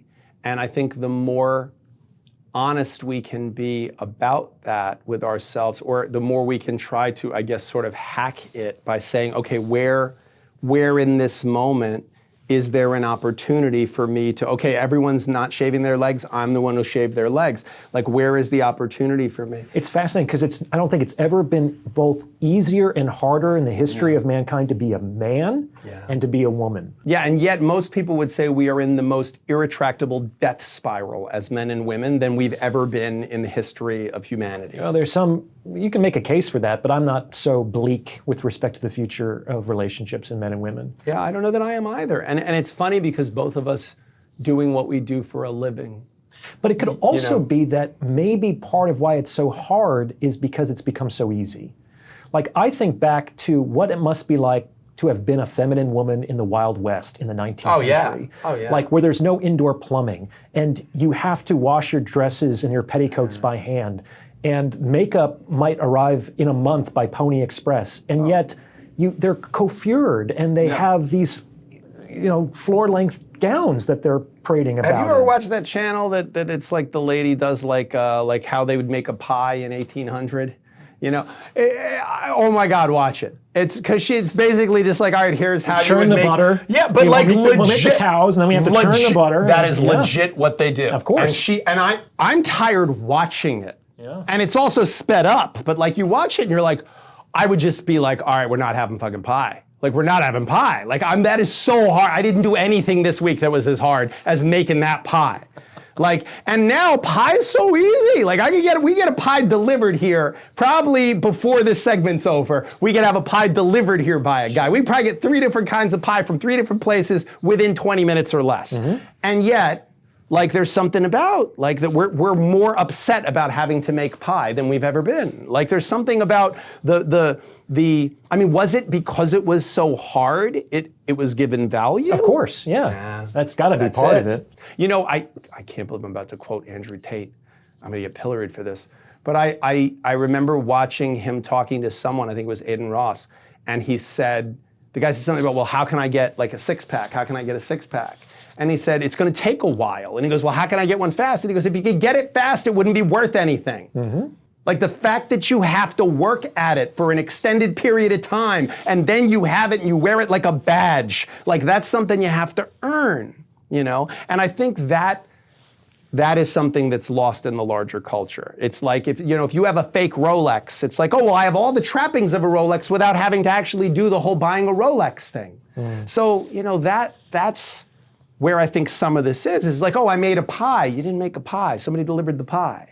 Like, so do you want to pretend that it was hard to make that pie? Because, well, you don't know what a hard pie is like. You know, so I think maybe some of I mean, obviously, when it takes that much to make a pie, you find a woman who can make a pie, you're going to value that woman. Sure. You know, and I think that's a piece of it. Like, if it was that hard to make a living, you know, finding a guy who could hunt was worth something. How hard must that life have been in the Wild West to have a little bit of sweetness at the end of the day? Like, men will do a lot for a little bit of sweetness, for a little bit of kindness. That is still so true. That's what I kind of wanted to, kind of rubbed me the wrong way. What you guys were talking about a few minutes ago, you're probably right.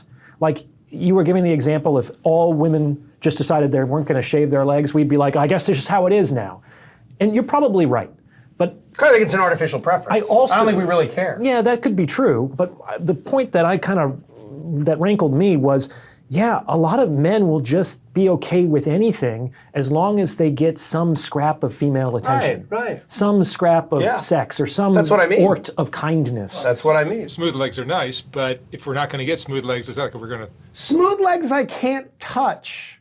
Versus hairy legs I'm allowed to touch. I'll take the hairy legs. Like, to me, there's no other like option. a beautiful woman who I can't touch because it's like a photograph, and if I don't know my makeup, all my hair, who wants that? Yeah. Who wants that? Oh yeah, it looks really nice. Okay, it looks nice, but you can't, like, I don't care that you have a nice Ferrari in the garage that you don't drive.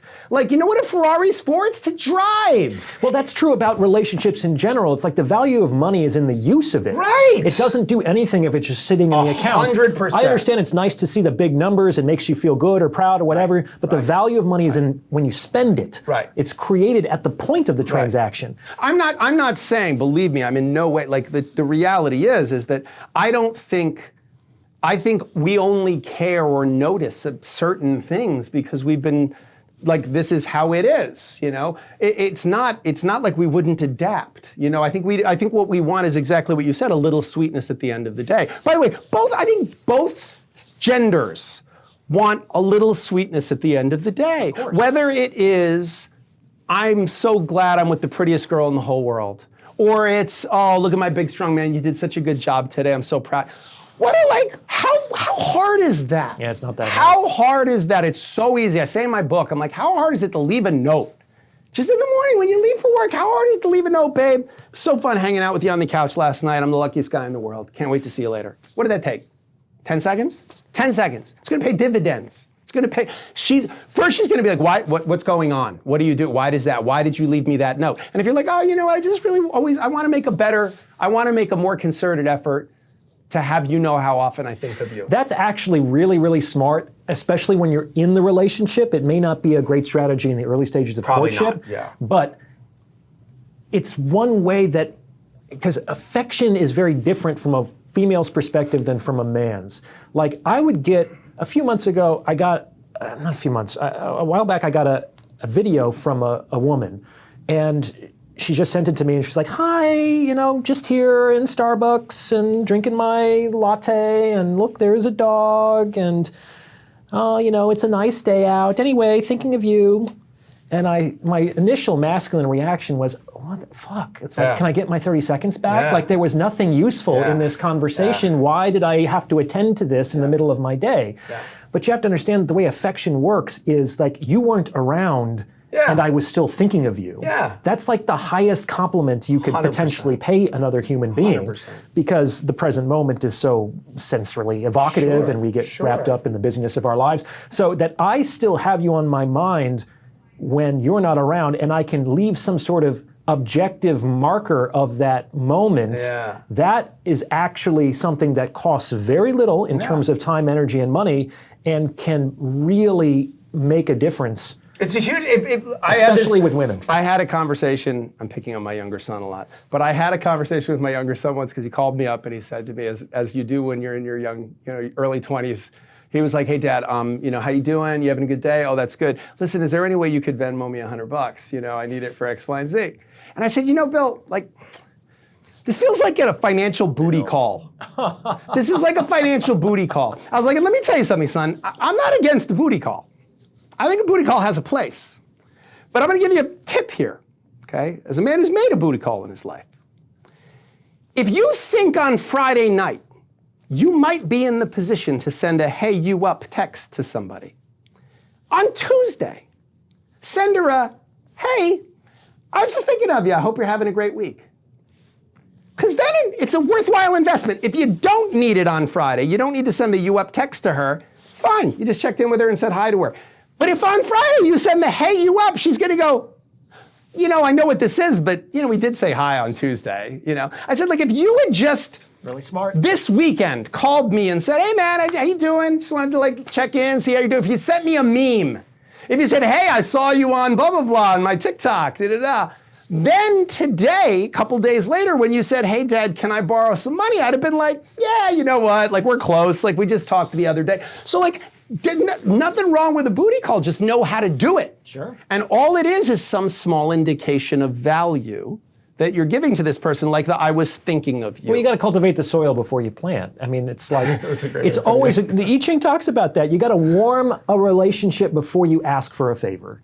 You do it the other way around, it doesn't really work. Yeah, see, when you were telling that story about hey babe, I'm at Starbucks, how you doing? I thought to myself, well, if he didn't know her that well, that feels unhinged. I would be like, why are you sending me? But if you've been dating a person for a period of time and they send you that, then it's like, oh, okay, they're checking in. They want me to sort of see what they're up to today. Now, it's going to be a little crass, but I would much rather have gotten nudes. Sure.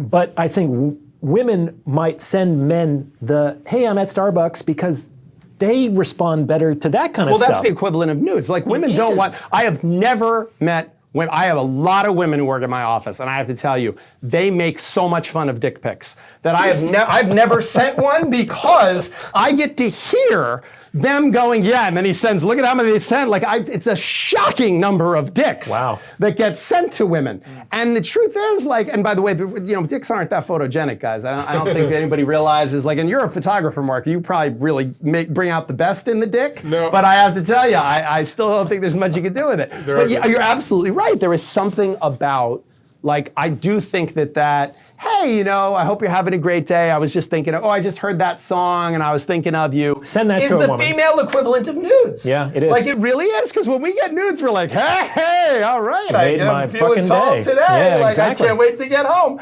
And I think that when you send the, oh, what are you up to? I was just thinking of you, or I just ate that, blah, blah, blah, the leftovers of whatever that you made, it was even better the second day. That's such a, and if that's true, right? If that's true, if we all three of us just went, oh yeah, that. Okay, so we all know it's true. How many women right now are watching this and going, oh yeah, that's totally true. That's totally, okay. So why are we saying this out loud? Men and women are different. It's you go to a gas station. I mean, that's a hate crime. When your technically, what you just car said. needs gas. You go there not because you like gasoline. It makes the car run. Right. It's like you try to put food in your tank. Your car is not going to run. It's going to break down. You have to know what the other person wants. And usually out of ignorance and naivete, both men and women try to give to the other person what they would like to receive. And that's like putting food in the gas tank. It doesn't so work. Good. It doesn't work. Good. This is exactly the gold I was hoping for when this happened. It's like when guys go to the gym and they're going to build this perfect Yeah. body thinking women are going to love it. Yeah, and you're building all the wrong things. It works if you're gay. I mean, the best. Well, that's what I mean. But see, that's what I mean when I say, "Wouldn't it be great to be gay?" Because it's like I know what you're talking about. Like I get it because it's me. Like I want the same things. Like I get it. So I think you're absolutely right, and that's why. What's funny is that some of the genesis of this was after I sat for the hour and whatever of your first interview, and I texted Mark and I said, "Man, this is so good." I said, "Orion is incredible," and he was like, "Yeah, he's great, right?" And then he called me. He actually called me because we both were up at insanely early hours, which is even more insane because I'm up early and you're on the West Coast and you're already up. I'm 3 hours behind you and I'm up. Does he just not sleep? Yeah, I don't 'cause I'm think up he at does. 4. I mean, he's a machine, Yeah, it's pretty Mark amazing. is. But and then the next time it was on, or your second interview was on, and I sent him again and I was like, Jesus, man, it's all killer, no filler with Orion. And then I said, we should talk. Orion and I should talk. And he was like, it's interesting. I was about to say the same thing. And he said that, he was like, Orion had said he liked you and that we should do it. And it's so funny because I feel like we've now known each other a really long time. Isn't that interesting? It's so interesting. It's so interesting because there's so much ideological common ground and there are so many moments where something comes out of your mouth and I go, yes, that thing right there, he just said it. And nobody else says it. And no one else says it. And then I actually will rewind it and I have in my phone in the notes app, like things that someone says that I go, oh, that's so good. And I'll write it down. Orion has said There are so many Orions in there. so many things Orion has said since I've met him, which Yeah. is since just what's like earlier this year. a few months, yeah. Yeah, that no one else has ever said. Yeah. No one else has ever realized. Yeah, I feel like he's like Darwin in relationships. He's like, Yeah, what did I call you on that one time? guys. I called you like the Charles Darwin of romance. Man, I have to tell you, it's honest praise. Like, because I deliberately, I get more offers these days to do things than I could possibly do. I have a very full-time job. And you do a And lot. You appear do a lot. so many Yeah, places. I do a lot. I try to do a lot. I try to do as much as I can do because I enjoy it. Well, Like, what is your angle here? Because you don't have your own channel, as far as I know, No, right? I've been offered all kinds of things. I had a very impressive podcast deal offered to me. I turned it down. Do you have a mission No. here? You're just doing it for your No, own I pleasure? think I'm learning from it. I think are you I'm learning? I'm learning how to be better at relationships. I'm learning how to be better as a human being. I think I'm enjoying it. I think that I spend a lot of my time weaponized in people's relationships. Sometimes defending good people, sometimes defending less than. And there's something really rewarding about the number of people that I cannot now stop at Starbucks and just stand there waiting for my drink without somebody going, you're the divorce lawyer, you're that guy. And they'll come over and a lot of them, the things they say to me, I get emails from people about how like I went through a divorce and like I watched your stuff and I found it so, it taught me so much about relationships, and I find that really humbling, especially too since we've been talking for I don't know how long now, and it feels like it's 5 minutes. Like I could do this all day, and it doesn't exhaust me at all. Like when I sat down with Lex, we talked for 6.5 hours with 2 15-minute bathroom breaks, and he edited it down to like 4 hours, but we could have kept going. Like we could have just kept going. Like I think we could do this another whatever many hours because this is there's no thing but this thing. Like this is the original thing. But this is why we work. This as men. It's why we work. It's why we try to be successful or dominant or whatever. It's all for this. It's actually true. So let me tell a little bit about my story with Psychax, because there's like 2 reasons why I started the channel. The one I think I've talked about before, it's an honest reason. It's that I was in private practice. I was working with 20, 30 folks a year. I saw them improving their lives. I figured these 30 people aren't necessarily special or unique. If it works for these 30, it might work for 30 million. Right. What a shame that these strategies or interventions are kept in this scale it. confidential room. Scale it, exactly. Let's solve some unnecessary suffering in the world. And that's kind of like the higher calling for me. And it gets me really excited and focused. That and shows driven. through. But there was also a personal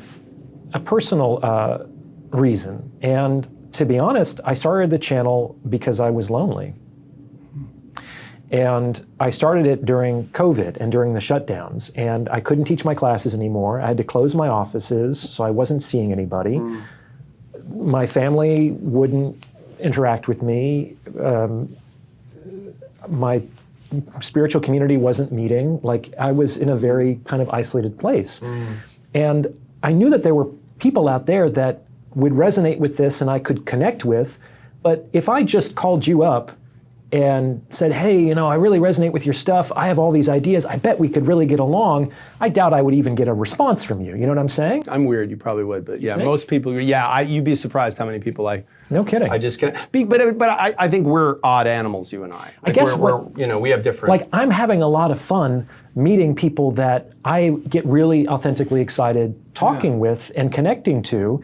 And I think the secret as a guy, we were talking about the loneliness epidemic before, is it's actually pretty tough to just cold call somebody and say, hey, you want to go have a beer because I think we might be simpatico. Yeah. Like, those sorts of friendships and connections are like a man's 8th priority after his money and after his woman and his children and his fitness. And it's nice to have friends, but it's number 8, which means it gets attended to once or twice a year. Oh, 100%. So the secret, I think, as a man, to have kind of those relationships is to provide value.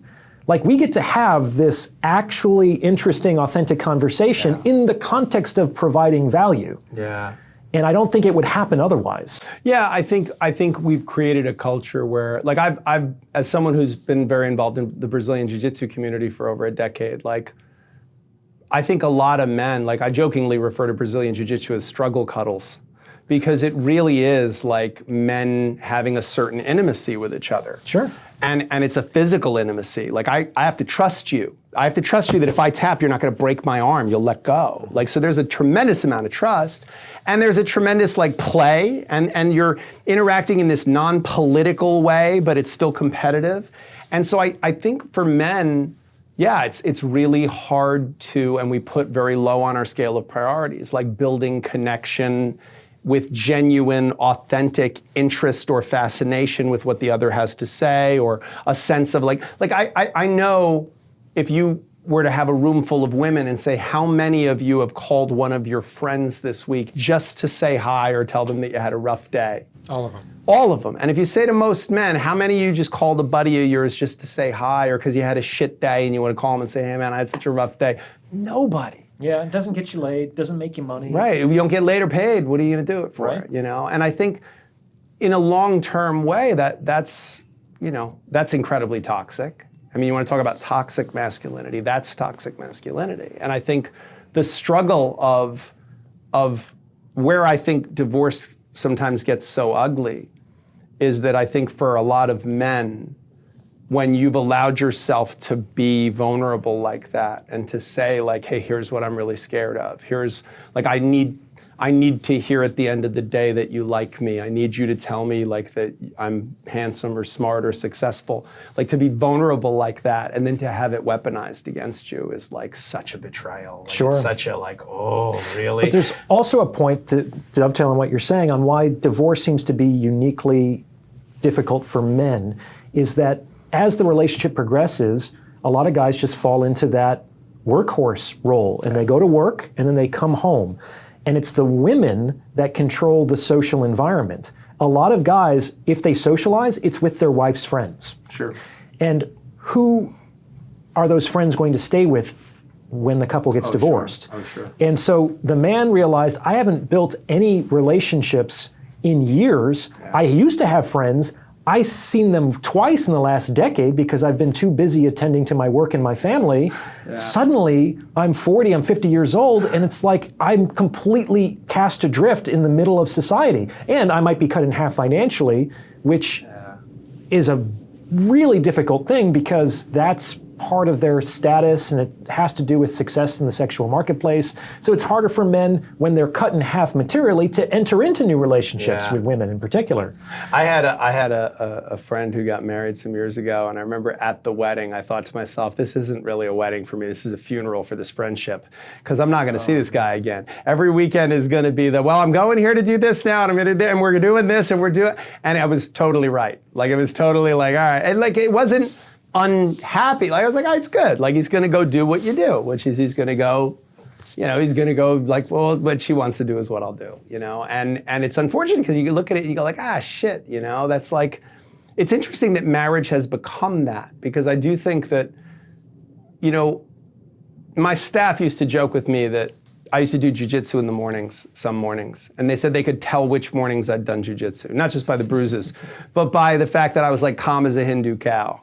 Like, I just would come in and they were like, yeah, nothing on those days would get you, because if you're doing life and death struggle at 5 a.m., everything else seems easy for the day. And I think, I wonder if people really thought more about investing in a real way. Like, if we were all just sort of value investors, if we all were sort of, all right, you know what, I'm going to send the text in the middle of the day, or I'm going to send him the nudes, or I'm going to, I'm going to make the call to the friend and make sure that I do that at least once a week to, to like check in.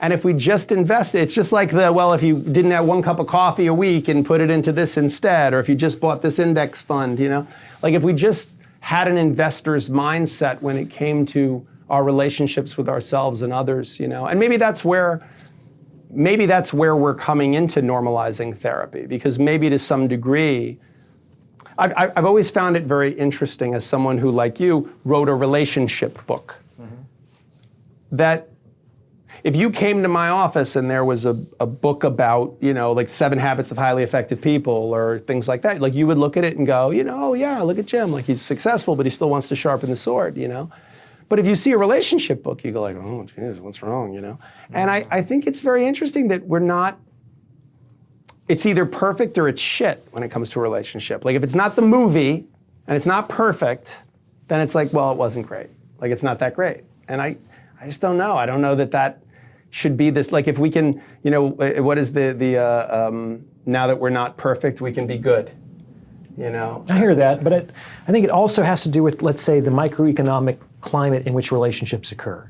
Like, if you didn't need money, if you were independently wealthy from some sort of inheritance, or you won the lottery, but you wanted to work, you'd probably put up with less shit than the other person who needs the paycheck. Yeah. Because you don't actually have to be there. I do a lot of divorces for trust fund people, and I have to tell you, they have a high degree of dissatisfaction in their lives. Right? So if men and women don't need each other in the way that they did even 70 years ago, let alone 700 years ago, right? They probably never will. I mean, unless there's a zombie apocalypse, like, then making a fucking apple pie is going to be hard. Then I'm only here because I want to be here. And when the wanting goes away, I don't really have the patience, especially when I live in a culture with at least the illusion of infinite abundance and optionality, where there's probably something that's more attractive or more exciting or more supportive or more whatever I want. So zombie apocalypse 2025. We solved the problem. That's what it's going to have to be. I think we've come to it. I think what we've come to is that if it takes 8 hours to make an apple pie, then we'll start to value each other again. But as long as the dishwashing's easy to do, or as long as it's easy to go out and make a living, then we don't necessarily. And we do it even less. That's what's interesting, is that now that it's become kind of easier to do these things, I think people just dispense with doing it. I think some things aren't even worth the trouble if they're too convenient. Orion Taraban, by the way, is currently inadvertently, sorry. That's all right. Orion is currently reciting the Unabomber Manifesto. I just want to be clear. Like, if you read Industrial Society and it's like, if you read The Future of Industrial Society, which was the Unabomber Manifesto, the fundamental message of it was things have gotten so easy that we're creating all of these surrogate activities that are distracting us. And to read it, Industrial Society and Its Future. It was also called the Unabomber Manifesto. It's Ted Kaczynski's seminal work that he said, I'm going to blow stuff up until you publish this. Oh. And it is available online. You can order it on Amazon. It is a fascinating. Well, just to be clear, because I talk about this in the book, where I do say that maybe the return to necessity would require, like, nuclear war or some sort of protracted civil conflict, that no sane person would prefer that to the current situation. Well, what the Unabomber's position was is that we needed to have a Luddite situation. Like we needed to destroy the machines. And I disagree with that. So the point about right, maybe never mind, he disagrees with the maybe Unabomber. more necessity would be good, but like what is going to catalyze necessity, I don't know if we can really pray and hope for that. Like I think we can kind of move forward, and we don't want to go backward to the Stone Age. No, I like apple pie. Right? But that might mean that we also have to adapt, we have to evolve, we have to change, we have to let go of some strategies or concepts, even if they're cherished or beloved, because they may not be applicable or at least as relevant anymore. And I do think that there are ways for men and women to get what they want and have satisfying relationships in today's day and age, and probably in the foreseeable future. But it might not look like it has in the 70s, and it might not look like it was in the 19th century. And we have to be willing to, I think, examine our prejudices and preconceptions and beliefs and say, okay, let's focus on what works as opposed to what we believe should work. I don't think that's a good idea. It's the Bear Survival Course coming soon. Coming soon to this channel. That'd be a lot of fun. That was something. That seems like a That's natural a good part. conclusion.